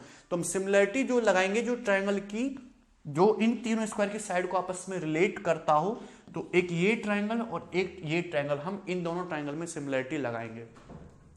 क्लियर है? कोई डाउट इसमें किसी को? ठीक है भाई, चलिए ये दोनों ट्रायंगल आपस में सिमिलर है। कैसे? अगर ये एंगल आपका थीटा है तो ये 90 होगा, और ये एंगल कितना होगा आपका 90 माइनस थीटा होगा कि नहीं? 90 माइनस थीटा होगा। अगर ये थीटा है तो वैसे तो ये भी थीटा है, तो ये तुम्हारा 90, तो ये तुम्हारा 90 माइनस थीटा होगा कि नहीं? अगर ये 90 माइनस थीटा है तो ये तुम्हारा 90 माइनस थीटा होगा करस्पॉन्डिंग एंगल, और ये 90 है और ये एंगल आपका थीटा है। क्लियर है? तो दोनों ट्रायंगल को ध्यान से देखो, theta 90 90 minus theta, theta 90 90 minus theta, दोनों ट्रायंगल सिमिलर हैं। अगर दोनों ट्रायंगल सिमिलर हैं तो करस्पॉन्डिंग साइड का रेशियो बराबर। थीटा के सामने यहां पे स्क्वायर की साइड कितनी दिख रही है आपको? y, और 90 माइनस थीटा के सामने ये डिस्टेंस क्या हो जाएगी आपकी? sp तो तुम्हारा x है ना, ये डिस्टेंस हो जाएगी आपकी x माइनस वाई, ये हो जाएगी आपकी x माइनस वाई। भाई पूरे स्क्वायर की साइड x है, ये y है, तो कितना बचा? x minus y. 90 minus theta के सामने आपको यहां पे दिख रहा है इजीली आपका z। क्लियर है? z पूरे स्क्वायर की साइड r क्यू, ये कितनी है आपकी? x है, ये तुम्हारा z है, तो थीटा के सामने ये कितना बचेगा आपका? x माइनस जेड, ये बचेगा। अगर दोनों ट्रायंगल सिमिलर हैं तो करस्पॉन्डिंग साइड का रेशियो बराबर होना चाहिए। यहां पे थीटा के सामने क्या है आपका? y, थीटा के सामने y। दूसरे वाले ट्रायंगल में थीटा के सामने क्या है? x minus z. Clear? 90 minus theta के सामने क्या है यहां पे? x minus y. यहां पे 90 माइनस थीटा के सामने क्या है? z। दोनों इक्वल होगा, दोनों इक्वल होगा। क्लियर? कोई समस्या किसी को?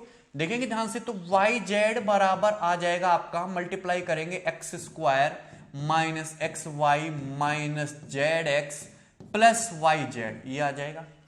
क्लियर? कोई समस्या? देखिए वाई जेड से वाई जेड आपका कैंसिल आउट होगा, इसको उधर ले आते हैं तो पॉजिटिव हो जाएगा, x कॉमन, ब्रैकेट में y प्लस जेड बराबर एक्स स्क्वायर, ये हो जाएगा। क्लियर है? x से आपका x कैंसिल आउट हो गया, तो x बराबर क्या आ गया आपका? y plus Z. x बराबर क्या आ गया तुम्हारा? y plus Z. बहुत ही इंपॉर्टेंट रिजल्ट है, यानी कि इस वाले स्क्वायर की जो साइड है, अदर टू छोटे छोटे जो स्क्वायर है उनकी साइड के सम के बराबर है। x बराबर क्या आ गया आपका? y plus Z. x बराबर क्या आ गया आपका? y plus Z. कोई समस्या किसी को? x बराबर कितना आ गया आपका? y plus Z. Clear? Anybody? कोई डाउट? x इक्वल टू कितना आ गया? y plus Z. स्क्वायर का एरिया क्या होता है? भुजा का वर्ग। तो क्या मैं x को ऐसे नहीं लिख सकता? Under root x square. क्या मैं y को ऐसे नहीं लिख सकता? Under root y square. और z को हम ऐसे नहीं लिख सकते क्या? Under root z square. लिख सकते हैं, लिख सकते हैं, बहुत आसान सी बात है। तो अगर आप ध्यान से देखो तो एक्स स्क्वायर क्या है? इस स्क्वायर का एरिया यानी कि under root s. Y square क्या है? इस वाले स्क्वायर का एरिया यानी कि अंडर रूट S1 हो जाएगा। जेड स्क्वायर क्या है? इस स्क्वायर का एरिया यानी कि अंडर रूट S2 हो जाएगा। तो इन तीनों स्क्वायर के जो एरिया में रिलेशन होगा वो होगा अंडर रूट एस बराबर under root S1 plus under root S2। Under root S बराबर under root S1 plus under root S2। Under root S बराबर under root S1 plus under root S2। अब बताइए इसमें किसी को किसी प्रकार की कोई दिक्कत? आसान है। चलिए आगे बढ़ेंगे। नेक्स्ट, यहां तक समझ में आई? तो किसी भी ट्राइंगल के अंदर स्क्वायर कैसे बन सकता है, उसका पेरीमीटर कैसे निकालोगे, उसकी साइड कैसे निकालोगे, उसके अंदर उसका एरिया कैसे निकालोगे, इनफाइनाइट स्क्वायर का एरिया कैसे निकालोगे, राइट एंगल ट्राइंगल के अंदर स्क्वायर कितनी तरीके से बनेगा, मैक्सिमम साइज क्या होगा, एवरीथिंग हमने आपको बता दिया A to Z। अभी एक और चीज है, वह थोड़ा टॉपिक से हटके, पर फिर भी मैं उसको यहीं पे एक्सप्लेन कर देता हूं, एक सीक्वेंस में रहेगा कि रेक्टेंगल इनसाइड ए ट्राइंगल। अभी तक हमने बात की थी स्क्वायर के बारे में, अब हम बात कर रहे हैं रेक्टेंगल के बारे में। Rectangle inside a triangle, rectangle inside a triangle. कोई डाउट किसी को? एक रेक्टेंगल इनसाइड ए ट्राइंगल, ठीक है ना, त्रिभुज के अंदर रेक्टेंगल। तो देखिए जैसे सपोज आपका ये एक ट्रायंगल है, ट्रायंगल ABC, ये है आपका एक ट्रायंगल ABC, ठीक है ना, ABC एक ट्रायंगल है, ठीक।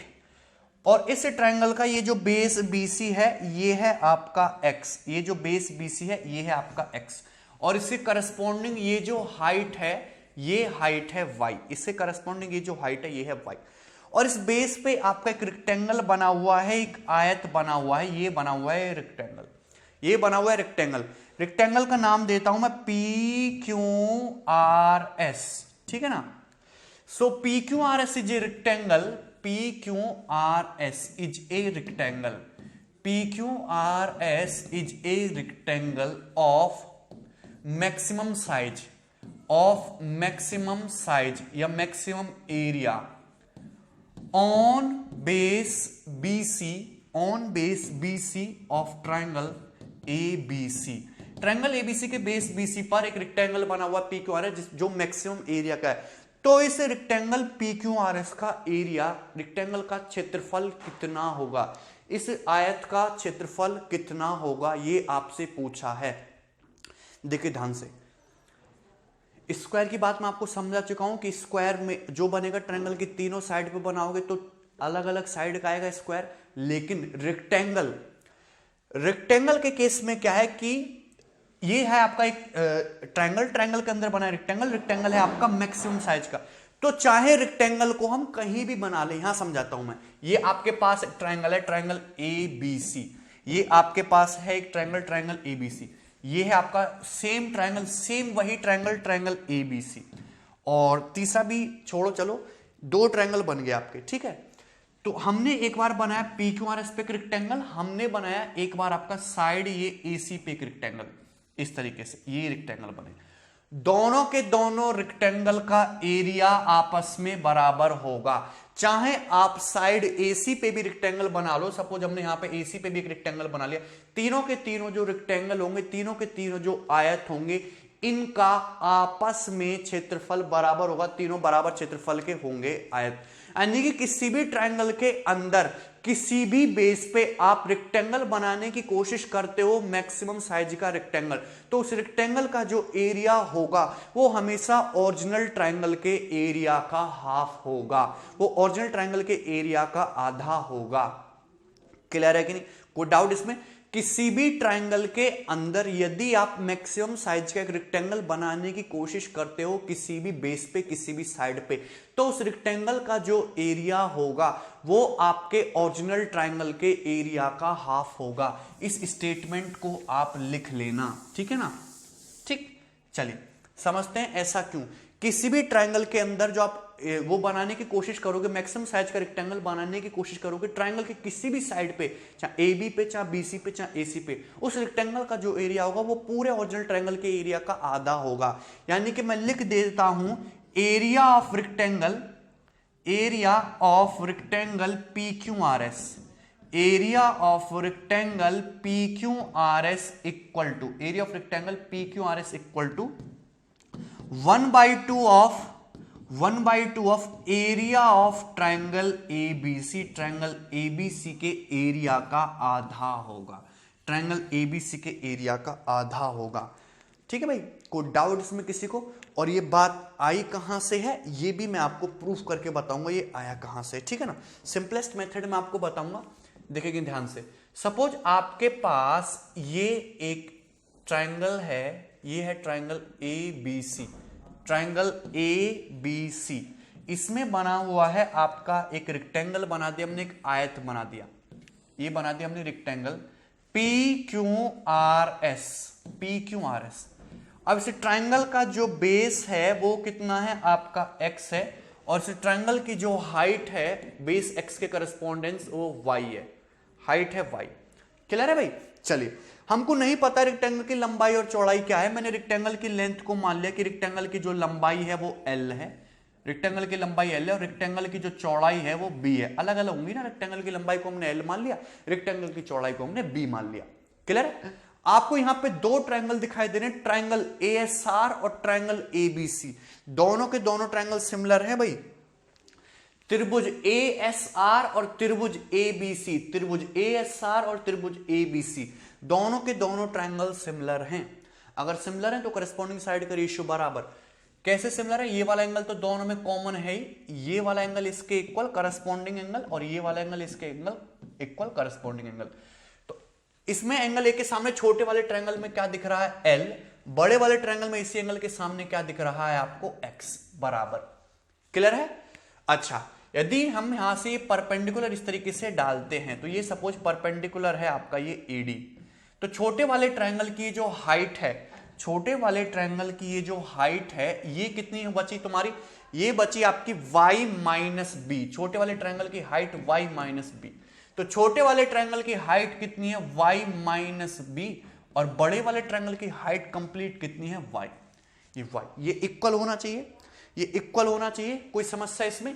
यहां से आप देख सकते हो कि L बटा x बराबर 1 माइनस बी बटे वाई। ये हो जाएगा, ये हो जाएगा। माइनस के b बटे वाई को हम इधर ला सकते हैं, तो L बटा x प्लस बी बटे वाई बराबर कितना आ जाएगा? 1। L बटे x प्लस बी बटे वाई कितना आ गया? 1। कोई समस्या इसमें किसी को? ठीक है, इसको मैं उधर लिख दे रहा हूं डायरेक्टली। ठीक है, मुझे स्पेस चाहिए थोड़ा सा। ठीक है, ये है आपका y। ओके, यहां पे मैं लिख सकता हूं डायरेक्ट कि L बटे x प्लस बी बटे वाई बराबर कितना है आपका? 1। ये मैंने प्रूफ करके दिखाया आपको due to similarity. L by x plus b बटे वाई बराबर 1। देखिए, अब आपके पास दो मेथड हैं आगे इसको फर्दर सॉल्व करने की। या तो आप यहां पे डिफरेंशियल कैलकुलस यूज करो, डिफरेंशियल कैलकुलस यूज करो, या फिर यहां पे सिंपल सा जो मैं चीज बताने वाला हूं AMGM का कंसेप्ट उसको यूज करो। मैं AMGM के कंसेप्ट से आपको बताऊंगा, डिफरेंशियल कैलकुलस से नहीं। ठीक है ना? चलिए, सभी को पता है कि किन्हीं भी दो संख्याओं का या पॉजिटिव नंबर्स के लिए अर्थमेटिक मीन जो होता है वो हमेशा ज्योमेट्रिक मीन से बड़ा होता है। AM is always greater then geometric mean. और AMGM काम किसके लिए करता है? वेरिएबल के लिए। अब ये ट्रायंगल है, ट्रायंगल ABC, इसकी बेस x और हाइट y ये तो फिक्स है। इसकी साइड BC, इसकी हाइट ये जो तुम्हारी AD ये तो फिक्स है। लेकिन इसके अंदर जो रेक्टेंगल जो बन रहा है L और B, इसके बारे में हमको नहीं पता। इसके अंदर जो रेक्टेंगल बन रहा है L और B, जिसकी लंबाई L है, जिसकी चौड़ाई B है, इसके बारे में हमको नहीं पता। तो L और B क्या है? एक वेरिएबल की तरह है और x और y क्या आपकी फिक्स वैल्यू है। तो सपोज हमारे पास यदि दो नंबर हो इस तरीके से, एक नंबर तो है L बटा x, एक नंबर है आपका B बटा y। हमारे पास दो नंबर इस तरीके से हो, एक नंबर है आपका L बटे x और दूसरा नंबर है आपका B बटे y। दूसरा वेरिएबल, सॉरी, एक वेरिएबल है आपका L बटे x, क्योंकि L क्या है? वेरिएबल है, रेक्टेंगल की लंबाई, चौड़ाई भी नहीं पता B क्या है। दो वेरिएबल है, तो इनका जो अर्थमेटिक मीन होगा वो ये होगा, और वो हमेशा इनके ज्योमेट्रिक मीन से बड़ा होगा। इनका जो ज्योमेट्रिक मीन होगा वो ये होगा, अंडरूट L बटे x गुणा B बटे y। ये होगा under root L by x into b बटे वाई। क्लियर है कि नहीं? मैं ऑलरेडी प्रूफ कर चुका हूं कि L बटा एक्स प्लस बी बटा वाई क्या है? ये तुम्हारा 1 है। क्या है? 1। तो ये जाएगा 1/2 is always greater than equal to under root L बटा एक्स इंटू बी बटा वाई। यही होगा, यही होगा। कोई समस्या इसमें किसी को? दोनों तरफ से यदि आप स्क्वायर करोगे तो 1/2 का square 1/4, 1/4 is always greater than equal to LB बटे XY। ये होगा LB बटे XY। कोई समस्या? XY को हम इधर शिफ्ट कर सकते हैं। 1/4 को क्या मैं ऐसे नहीं ले सकता? 1/2 into 1/2, 1/4, 1/2 into 1/2 XY is always greater than equal to LB। ये आ गया। 1/2 into 1/2 XY is always greater than equal to LB। इस रिजल्ट को थोड़ा ध्यान से देखिए, गहरी नजरों से। L इंटू बी क्या है? रेक्टेंगल का एरिया। L इंटू बी क्या है? रेक्टेंगल का एरिया, जिसकी लंबाई L है और चौड़ाई B है। 1/2 XY क्या है? 1/2 XY क्या है? X है ट्रायंगल का बेस, Y है ट्रायंगल की हाइट, तो 1/2 XY है ट्रायंगल का एरिया। यानी रेक्टेंगल का जो एरिया आ रहा है L इंटू बी, वो या तो ट्रायंगल के एरिया के हाफ से कम है या फिर इक्वल है। हमको चाहिए मैक्सिमम साइज का। रेक्टेंगल का जो एरिया वो तो या तो ट्रायंगल के एरिया के हाफ से कम है या फिर इक्वल है। यदि हमको मैक्सिमम साइज का रेक्टेंगल चाहिए तो ये जो मैक्सिमम साइज के रेक्टेंगल का जो एरिया होगा, मैक्सिमम साइज के रेक्टेंगल का जो एरिया होगा मैक्सिमम साइज के रेक्टेंगल का एरिया जो होगा वो तुम्हारा ट्राइंगल के एरिया का हाफ होगा, हाफ ऑफ ट्राइंगल ABC। ये मैंने आपको प्रूफ करके बताया, half of triangle ABC, maximum size के रेक्टेंगल का जो एरिया होगा वो 1/2 हाफ ऑफ ट्राइंगल ABC होगा। ABC 1/2 of triangle ABC। कैसे? AMGM के कंसेप्ट से आप डायरेक्टली देख सकते हो, एक ही लाइन में आ गया। 1/2 into 1/2 XY is always greater than equal to LB। हमको लेना है मैक्सिमम साइज का, तो मैक्सिमम वैल्यू क्या जा सकती है इसकी? रेक्टेंगल के पूरे ट्राइंगल के एरिया का हाफ। क्लियर है? यदि आप इसमें डिफरेंशियल कैलकुलस यूज करते तो आप ये बात भी प्रूफ कर सकते थे कि ये जो रेक्टेंगल बन रहा है इसकी जो लंबाई होगी L वो आपके बेस x/2 का हाफ होगी, बेस x/2 का हाफ होगी। ये बात भी आप प्रूफ कर सकते थे। यदि आप डिफरेंशियल कैलकुलस यूज करते तो आप ये भी पाते कि ये जो रेक्टेंगल बन रहा है इसकी जो चौड़ाई है B, वो आपकी इस ट्रायंगल की बेस एक्स से करस्पॉन्डिंग जो हाइट है y उसकी हाफ होगी, यानी कि b बराबर होगा 1/2y। पर पेपर में इससे क्वेश्चन नहीं बनेगा। पेपर से जो क्वेश्चन बनेगा मैक्सिमम ये बन सकता है कि किसी भी ट्रायंगल के अंदर जो रेक्टेंगल बनेगा उसका एरिया कितना होगा। मैक्सिमम साइज का रेक्टेंगल बनेगा तो उसका जो एरिया होगा वो ट्रायंगल ABC के कंप्लीट एरिया का हाफ होगा। और ये चीज आई कहां से वो भी मैंने आपको समझा दिया। क्लियर है? कोई डाउट इसमें? आसान है चीजें। चलिए अब देखेंगे नेक्स्ट क्वेश्चन क्या, नेक्स्ट कंसेप्ट। ठीक है, तो हम बता चुके हैं आपको ट्रायंगल के अंदर रेक्टेंगल बनाना, ट्रायंगल के अंदर स्क्वायर बनाना। अब देखेंगे हम कि राइट एंगल ट्रायंगल के अंदर हम सर्कल कैसे बनाते हैं। Circle inside a right angle triangle, circle inside circle नहीं, बहुत सारे सर्कल बनाएंगे। Circle inside right angle triangle, circle inside right angle triangle. Clear भाई? Circle inside right angle triangle. ठीक, चलिए circle inside right angle triangle. तो इसमें तीन ही तरीके से केसेस बन सकते हैं। मैं आपको डायरेक्ट क्वेश्चन से बताता हूं, ठीक है ना। कोई इस पे कोई ऐसा कोई फॉर्मूला वगैरह है नहीं, वो मैं आपको ऑलरेडी बता चुका हूं। जैसे हम पहला क्वेश्चन लेते हैं, सपोज आपके पास एक राइट एंगल ट्रायंगल है इस तरीके से, राइट एंगल ट्रायंगल ABC, समकोण त्रिभुज ABC। इसकी साइड आपको गिवन है, ये एंगल आपका 90 डिग्री का है। ठीक है, क्वेश्चन क्या है आपका? यस, क्वेश्चन है आपका ये कि ये राइट एंगल ट्रायंगल, इसकी साइड आपकी 6 है, ये साइड आपकी 8 है। ठीक, तो यहां पे आपके बेस 8 पे 4 सर्कल बने हुए हैं, 1 और ये 2 और ये 3 और ये 4 सर्कल बने हुए हैं, each of equal radius. 4 circle बने हैं ईच ऑफ इक्वल रेडियस। आपको ईच सर्कल की रेडियस बतानी है कि ईच सर्कल की रेडियस क्या होगी। क्लियर है? ईच सर्कल की रेडियस क्या होगी।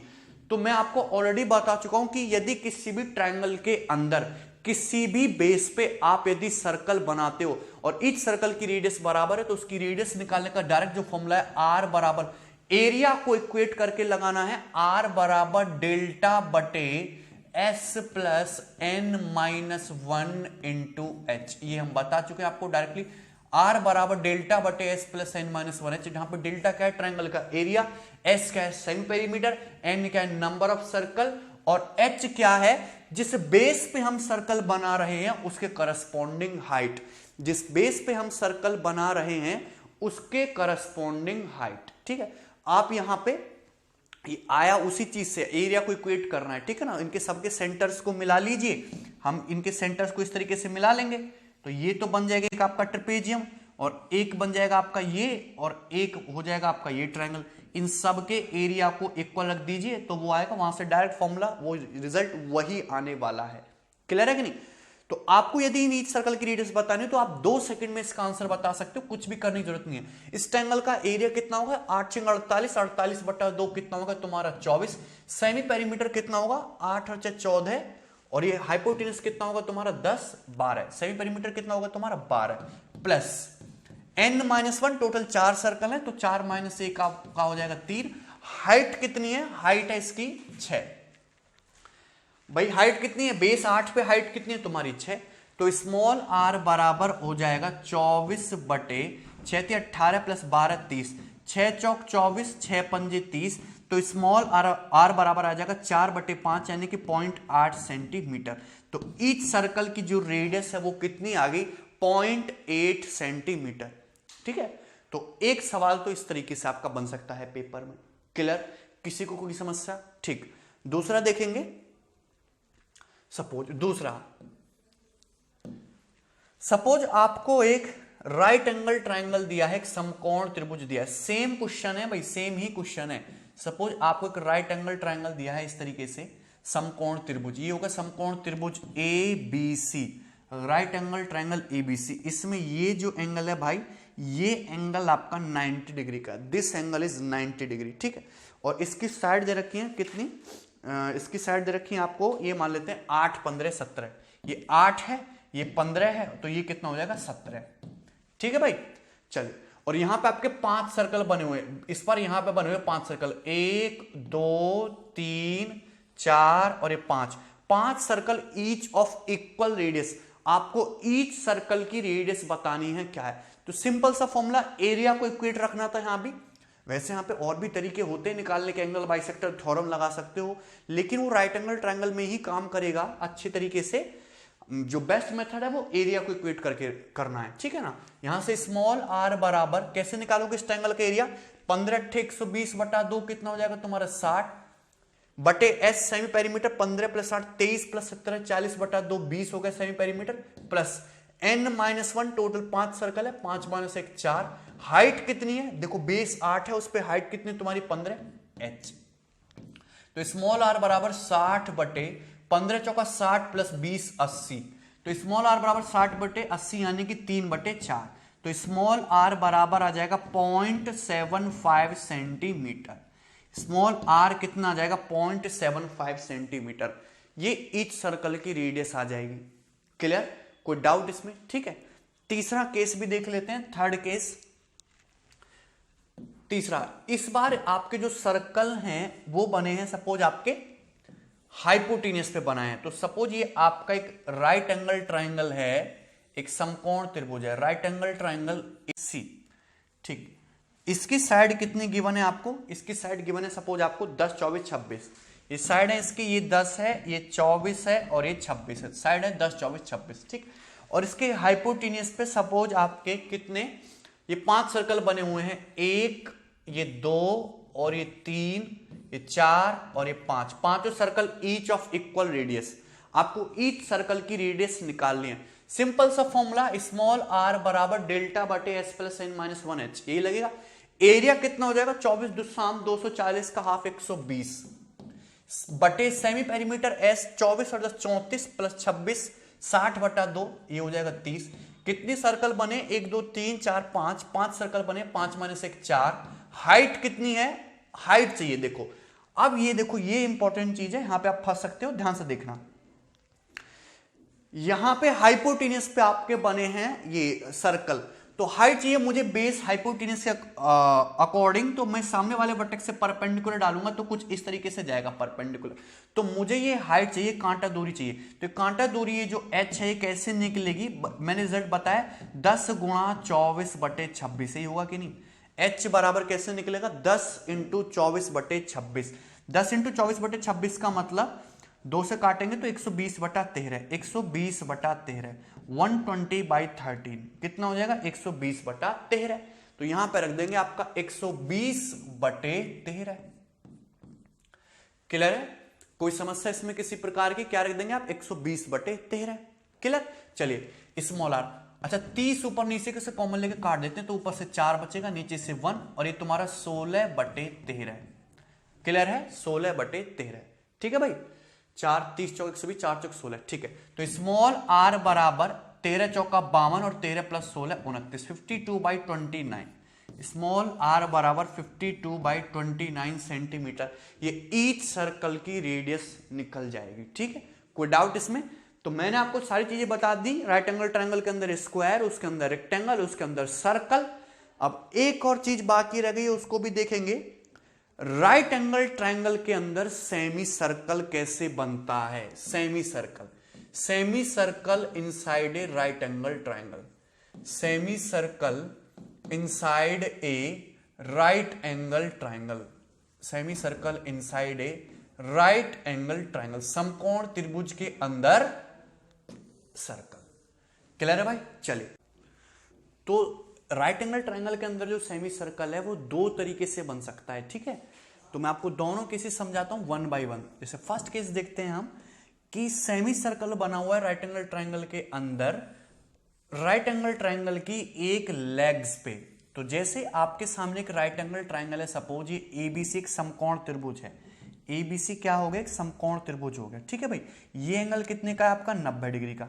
तो ये लेग्स है, तो आपके पास जो सेमी सर्कल बना हुआ वो इस तरीके से बना हुआ, ये सेमी सर्कल बना हुआ इस तरीके से, ठीक है ना। तो इसको मान लेते हैं हम, इसका बेस, राइट एंगल ट्रायंगल का बेस ये हो गया परपेंडिकुलर P और ये है आपका हाइपोटेनियस H। आपको इस सेमी सर्कल की रेडियस निकालनी है, तो यदि आपको सेमी सर्कल की रेडियस निकालनी है तो आप दो तरीके से निकाल सकते हो। आपको दोनों तरीके बताऊंगा। तो सपोज सेमी सर्कल की रेडियस, सेमी सर्कल का जो सेंटर है वो ये O है, और यहां से आप इसको मिलाओगे तो ये एंगल कितने का बनेगा? टेंजेंट रेडियस के बीच में 90 डिग्री का। और सेमी सर्कल की रेडियस क्या मान ली मैंने? स्मॉल r, और ये टेंजेंट पॉइंट हो गया आपका D, ठीक है। तो यहां पे आपको दो सिमिलर ट्रायंगल दिखाई दे रहे हैं, ADO और ABC, दोनों सिमिलर ट्रायंगल दिखाई दे रहे हैं। और दो ट्रायंगल सिमिलर कैसे हैं कि दोनों ट्रायंगल में ये वाला एंगल कॉमन है, ये 90 ये 90, तो तीसरा एंगल ऑटोमेटिकली इक्वल होगा। अगर दोनों ट्रायंगल सिमिलर हैं तो इनकी करस्पॉन्डिंग साइड का रेशियो भी बराबर होगा। तो छोटे वाले ट्रायंगल में इस एंगल के सामने R, बड़े वाले ट्रायंगल में सेम इसी एंगल के सामने B, ठीक है भाई। छोटे वाले ट्रायंगल में आपका क्या दिख रहा है? 90 डिग्री के सामने क्या दिख रहा है? 90 डिग्री के सामने ये डिस्टेंस दिख रही है आपको P माइनस स्मॉल r, क्योंकि ये तो स्मॉल r है सेमी सर्कल की रेडियस के बराबर, P माइनस स्मॉल r। छोटे वाले ट्रायंगल में 90 डिग्री के सामने P माइनस स्मॉल r, और बड़े वाले ट्रायंगल में 90 डिग्री के सामने हाइपोटेनियस H। तो ये हो जाएगा स्मॉल r H बराबर PB माइनस BR, ये इधर आएगा। तो small r B plus H बराबर PB, ये हो जाएगा small r into B plus H बराबर PB। तो यहां से सेमी सर्कल की रेडियस कितनी आएगी? PB बटे B plus H, P into B बटे B प्लस H। ये फॉर्मूला आपको याद नहीं रखना है बिल्कुल भी, मैं आपको बस जनरलाइजेशन बता रहा हूं कि इस तरीके से पेपर में यदि क्वेश्चन आ गया तो यहां से आप रेडियस और ये टेंजेंट को मिला के सिमिलरिटी लगा के आंसर निकाल सकते हो। क्लियर है भाई? कोई डाउट इसमें? आसान है। इसको करने का एक दूसरा तरीका और भी होता है कि इसकी जस्ट मिरर इमेज बना लो। जैसे आपके पास से राइट एंगल ट्रायंगल दिया हुआ था एबीसी, और यहां पे बना हुआ था ये सेमी सर्कल, तो इसकी मिरर इमेज बना लीजिए। आगे बना देता हूं मैं, ध्यान से देखिए। सपोज आपके पास ये ट्रायंगल गिवन है, राइट एंगल ट्रायंगल ABC, समकोण त्रिभुज ABC। ये साइड होगी आपकी स्मॉल b, ये हो गया परपेंडिकुलर P, ये हो गया हाइपोटेनियस H, और यहां पे बना हुआ है सेमी सर्कल इस तरीके से, ठीक है। तो इसकी जस्ट मिरर इमेज यहां पे क्रिएट कर लीजिए, एकदम ऐसे हो जाएगा, और इस सर्कल को कर लीजिए कंप्लीट, हो जाएगा एकदम मिरर इमेज हो गया। तो ये हाइपोटेनियस H, ये भी हाइपोटेनियस H, ये बेस B, तो ये तुम्हारा बेस यहां से यहां तक ये भी B हो जाएगा, ये भी B हो जाएगा, ठीक है। कुल मिला के हमको ये जो ट्रायंगल बन रहा है, ये जो बड़ा ट्रायंगल बना है, इसकी इन सर्कल की रेडियस ही तो निकालनी है। इसके इन सर्कल की रेडियस निकालने का फॉर्मूला R बराबर डेल्टा बटे S होगा। तो स्मॉल r बराबर डेल्टा क्या होगा? देखो बेस कितना होगा तुम्हारा? बेस होगा तुम्हारा 2b, बेस कितना हो गया आपका 2b, ये हो गया ना b प्लस b 2b, और इसकी करस्पॉन्डिंग हाइट क्या हो गई आपकी p बटे सेमी पेरीमीटर कितना h plus h 2h, b plus b 2b, divide कर दोगे 2 से तो h प्लस b, 2 से आपका 2 कट गया। तो यहां से भी रेडियस आपकी कितनी आएगी? p इंटू b बटे b plus h, small r बराबर p इंटू b बटे b प्लस h। तो सेमी सर्कल की रेडियस आप आसानी से निकाल सकते हो, देख सकते हैं आपसे p इंटू बी बटे b प्लस h। तो मैंने दोनों ही तरीके आपको बता दिए, आप सिमिलरिटी से भी कर सकते हो और ऐसे मिरर इमेज बना के भी निकाल सकते हो। क्लियर? कोई डाउट इसमें? दूसरा केस, तो अभी तो बनाया था हमने सेमी सर्कल किस पे? लेग्स पे। लेकिन कभी पेपर में ऐसा सवाल आ गया कि राइट एंगल ट्रायंगल के हाइपोटेनियस पे सेमी सर्कल बना हुआ है, वैसे ही सब चीजें मैं आपको बता चुका हूं ऑलरेडी। राइट एंगल ट्रायंगल में ये एंगल 90 डिग्री और हाइपोटेन्यूस पे बना हुआ है आपका सेमी सर्कल अर्धवृत्त। इस तरीके से आपको इस सेमी सर्कल की रेडियस निकालनी है और इस सेमी सर्कल का सेंटर है ये सपोज ओ, ये सेंटर है सपोज ओ। क्लियर है, कोई डाउट इसमें? तो ये होगा तुम्हारा बेस बी, ये होगा तुम्हारा परपेंडिकुलर पी, ये हो गया आपका हाइपोटेनियस एच। ठीक है भाई, चलिए अब ध्यान से देखिए, यहां से ये इसको मिलाओगे सेंटर से, यदि आप टेंजेंट पॉइंट को मिलाओगे तो 90 डिग्री का एंगल, ये रेडियस आर हो जाएगा सेमी सर्कल की। ये सेंटर है, ये टेंजेंट पॉइंट है, तो मिलाओगे तो एंगल कितने डिग्री का बनेगा? 90 डिग्री का। ये आपका स्मॉल आर हो जाएगा रेडियस। यदि मैं ओ से बी को मिला दूं तो कोई दिक्कत है? कोई दिक्कत नहीं है। यदि मैं कंप्लीट ट्रायंगल एबीसी के एरिया की बात करूं तो दो ट्रायंगल के एरिया के बराबर है। ट्रायंगल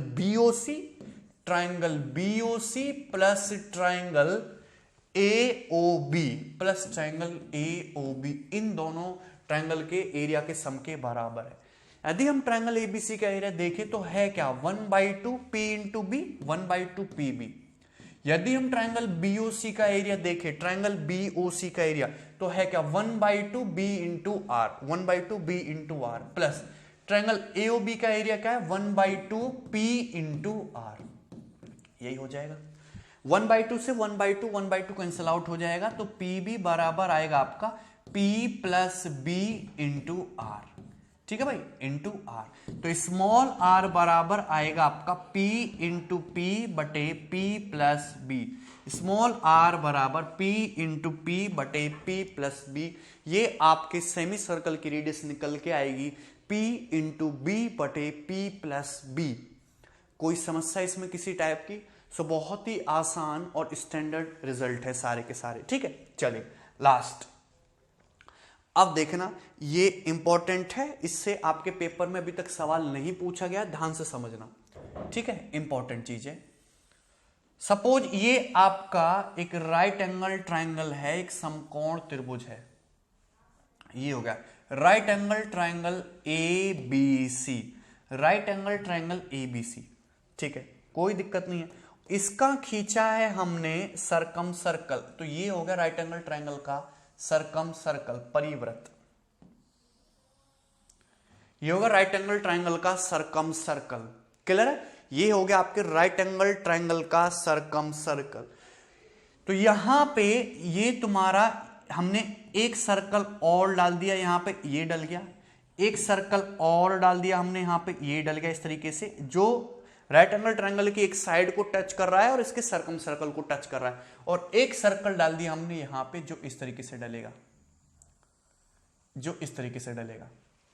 क्लियर है कि नहीं? 3 सर्कल हमने यहां पे डाल दिए। ये आपके पास एक समकोण त्रिभुज दिख रहा है, राइट एंगल ट्रायंगल एबीसी, उसका हमने खींचा है सरकम सर्कल, एक छोटू सर्कल ये, एक छोटू सर्कल ये और एक मोटू सर्कल ये। ठीक है, इस तरीके से हमने सर्कल डाल दिया। ये सर्कल जो है मैक्सिमम साइज के हैं, ये सर्कल जो मैक्सिमम साइज के हैं, मैक्सिमम रेडियस के हैं। ये सर्कल मैक्सिमम साइज के, मैक्सिमम रेडियस के कहने का मतलब तब होगा कि जैसे तुम्हारा एक, ये क्या है, तुम्हारा एक सेगमेंट है, इसमें मैक्सिमम साइज के सर्कल बनाना तो एकदम कहां पे बनेगा? एकदम मिड पॉइंट पे बनाओ, एकदम मिड पॉइंट पे बनाओ सर्कल, तब मैक्सिमम साइज का बनेगा कि नहीं? जो एकदम मिड पॉइंट पे बनेगा ये।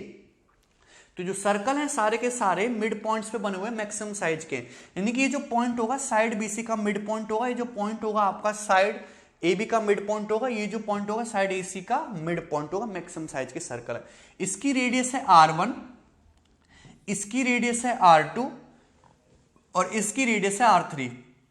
इसकी रेडियस है R1, इसकी रेडियस है R2 और इसकी रेडियस है R3। क्लियर है? R3 नहीं, इसकी रेडियस R3 नहीं, इसकी रेडियस मानते हैं स्मॉल r, इसकी रेडियस है आपकी small r, small R1 R2 और इसकी रेडियस है आपकी स्मॉल r।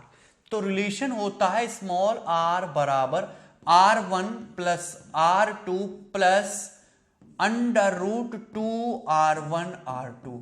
इन तीनों सर्कल की जो रेडियस में जो रिलेशन होता है वो ये है, स्मॉल r बराबर R1 plus R2 plus √2R1 R2। Small r बराबर R1 plus R2 plus √2R1 R2। कोई डाउट है इसमें किसी को? किसी को कोई समस्या? आसान है। स्मॉल r बराबर R1 plus R2 plus √2R1 R2। ये रिजल्ट है, ये रिजल्ट आपको याद रखना है। क्लियर है भाई? ठीक है, ये रिजल्ट आया कहां से ये भी मैं आपको बताऊंगा विद प्रूफ, ध्यान से समझना। देखिए ये वर्टेक्स ए के सामने की साइड ए स्मॉल ए, वर्टेक्स बी के सामने की साइड स्मॉल बी, वर्टेक्स सी के सामने की साइड ये होगी आपकी स्मॉल, सॉरी इसको थोड़ा सा उल्टा कर लेते हैं हम यहां पे। ठीक, तो ये हो गया तुम्हारा, ये वर्टेक्स बी मानते हैं हम इसको ना, और इसको मानते हैं हम ये सी, इसको मानते हैं हम सी, तो इसके सामने की साइड ये आपकी स्मॉल सी हो जाएगी, हाइपोटेनस के सामने की साइड स्मॉल सी, ठीक है ना, और वर्टेक्स बी के सामने की साइड ये हो जाएगी आपकी स्मॉल बी और ये स्मॉल है। अब ठीक है, कोई समस्या इसमें? चलिए, स्मॉल आर बराबर R1 plus R2 plus under root 2 R1 R2, ये मिड पॉइंट है, ये मिड पॉइंट है, तो इस तरीके से मिलाओगे ये, और ये जाके यहां पे इस तरीके से मिल जाएगा, मिल जाएगी नहीं, सेम टू सेम। तो ये मिड पॉइंट है, ये मिड पॉइंट है, तो ये कांटा दूरी कितनी आएगी, ये कांटा दूरी कितनी आएगी, ये कांटा दूरी हो जाएगी आपकी b/2, b/2 कितनी दूरी हो जाएगी आपकी b/2, कोई डाउट इसमें? कितनी दूरी हो जाएगी आपकी b/2, और ये कितना है तुम्हारा 2r2, तो b/2 plus 2r2, b/2 plus 2r2 किसके बराबर हो गया, c/2 के बराबर हो गया, हाइपोटेनस के हाफ, सरकम रेडियस के बराबर। भाई ये जो है, ये जो सर्कल है, ये राइट एंगल ट्राइंगल एबीसी का सरकम सर्कल है, और ये क्या है आपका, हाइपोटेनस का क्या है, मिड पॉइंट है। तो हाइपोटेनस के मिड पॉइंट से सेमी सर्कल के, इस सर्कल के किसी पॉइंट की दूरी क्या होती है, सरकम सर्कल की रेडियस होती है। तो ये क्या तुम्हारी सरकम रेडियस जो कि क्या होगी, तुम्हारी हाइपोटेनस का हाफ होगी। तो b/2 प्लस 2r2 बराबर क्या आने वाला है आपका c/2। कोई समस्या इसमें? b/2 प्लस 2r2 क्या आने वाला है आपका c/2। सबको समझ में आया? तो एक तो ये रिजल्ट होगा b/2 प्लस 2r2 बराबर c/2। यदि मैं इसमें दोनों तरफ किससे मल्टीप्लाई कर दूं, 2 से, तो b प्लस 4r2 बराबर c, एक इक्वेशन आएगी आपकी ये। क्लियर है भाई? चलिए, ये मिड पॉइंट है, ये मिड पॉइंट है, तो मिड पॉइंट से मिड पॉइंट को मिलाओगे और आगे बढ़ाओगे तो ऐसे मिल जाएगा। ये देखिए मिड पॉइंट थ्योरम से, देखिए ये साइड स्मॉल ए है, तो ये जो कांटा दूरी है, ये कांटा दूरी कितनी आएगी आपकी a/2, और ये डायमीटर आपका है 2r1, तो a/2 प्लस 2r1 किसके बराबर हो जाएगा आपका, इस सर्कल की रेडियस, मतलब राइट एंगल ट्राइंगल एबीसी के सरकम सर्कल की रेडियस, यानी कि c/2, हाइपोटेनस का हाफ c/2। क्लियर है? कोई डाउट? यदि इसमें 2 से गुणा कर दूं तो a बराबर a प्लस 4r1 बराबर क्या आ जाएगा आपका c, a प्लस 4r1 क्या आ जाएगा तुम्हारा c, ये आपकी सेकंड इक्वेशन आएगी, ये 2 इक्वेशन आ गई। क्लियर है? कोई डाउट इसमें? a प्लस 4r1 क्या आ जाएगा तुम्हारा c, b प्लस 4r2 बराबर क्या आ जाएगा c। ठीक, चलिए, क्या इन दोनों इक्वेशन को मैं ऐसे नहीं लिख सकता? यहां पे देखते हैं, a बराबर c माइनस 4r1 और b बराबर c माइनस 4r2, ऐसे नहीं लिख सकते? एकदम सिंपल सी बात है, देखेंगे ध्यान से। a बराबर c को 4r1 को इधर ले गए, a बराबर c minus 4r1 and b बराबर c माइनस 4r2 उधर ले गए हम। क्लियर? कोई समस्या इसमें किसी को? a बराबर c माइनस 4r1, b बराबर c माइनस 4r2 ये ले गए। चलिए, यहां से सभी को पता है कि हाइपोटेनस का स्क्वायर बराबर होता है लेग्स के स्क्वायर के सम के, पाइथागोरस थ्योरम लगा देंगे। तो यहां पे सी स्क्वायर मतलब सी स्क्वायर बराबर ए स्क्वायर मतलब सी माइनस 4r1 का whole square plus b square मतलब सी माइनस 4r2 का होल स्क्वायर, ये आ जाएगा। कोई डाउट इसमें किसी को? एनीबडी? समझते रहना चीजों को ध्यान से। दूसरी बात, ये क्या है तुम्हारा स्मॉल आर, ये क्या है तुम्हारा इस सर्कल की रेडियस, जो रेड रेड सर्कल है इसकी रेडियस कितनी है, इसकी रेडियस स्मॉल आर।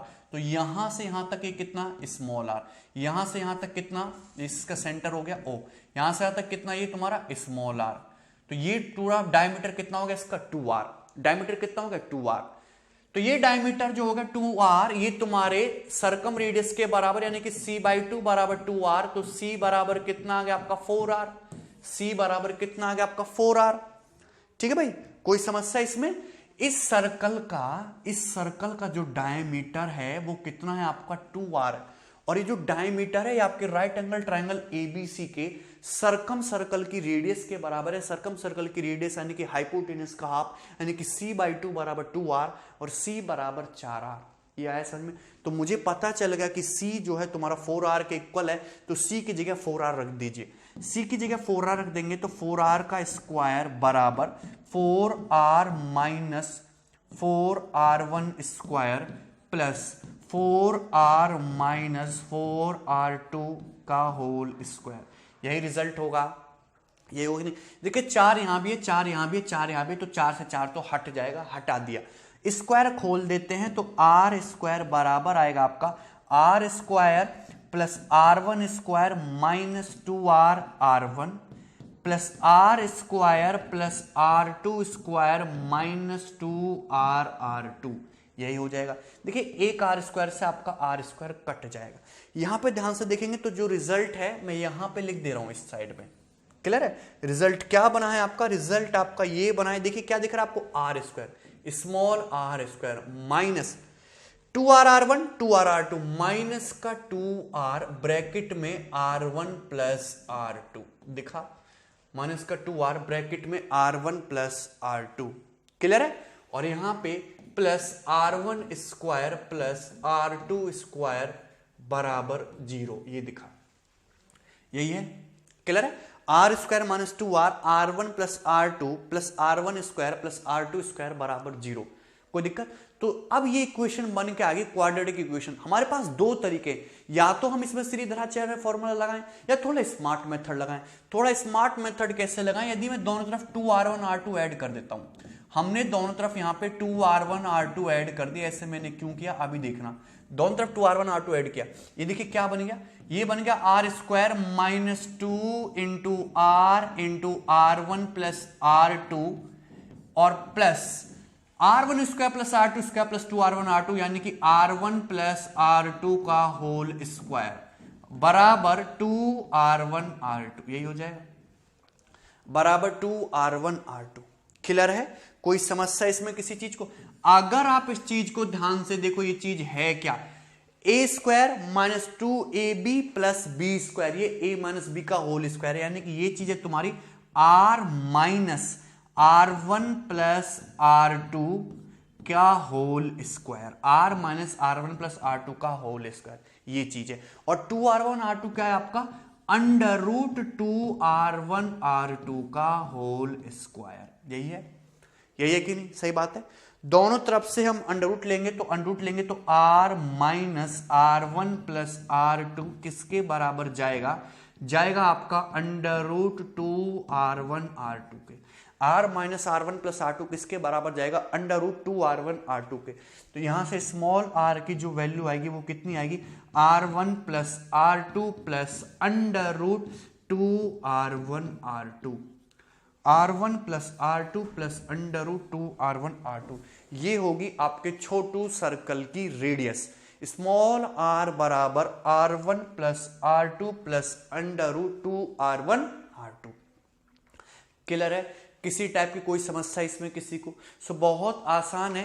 मैंने आपको राइट एंगल ट्रायंगल से रिलेटेड जितनी भी थ्योरी है, उसके अंदर सर्कल, उसके अंदर स्क्वायर, उसकी सिमिलरिटी वाली प्रॉपर्टी, उसकी साइड, सब कुछ हमने यहाँ पर डिस्कस कर दिया है। इसके अलावा इसमें कुछ भी पढ़ने की जरूरत नहीं है एक्स्ट्रा चीज। अब हम जो है नेक्स्ट क्लास में इस पे क्वेश्चन डिस्कस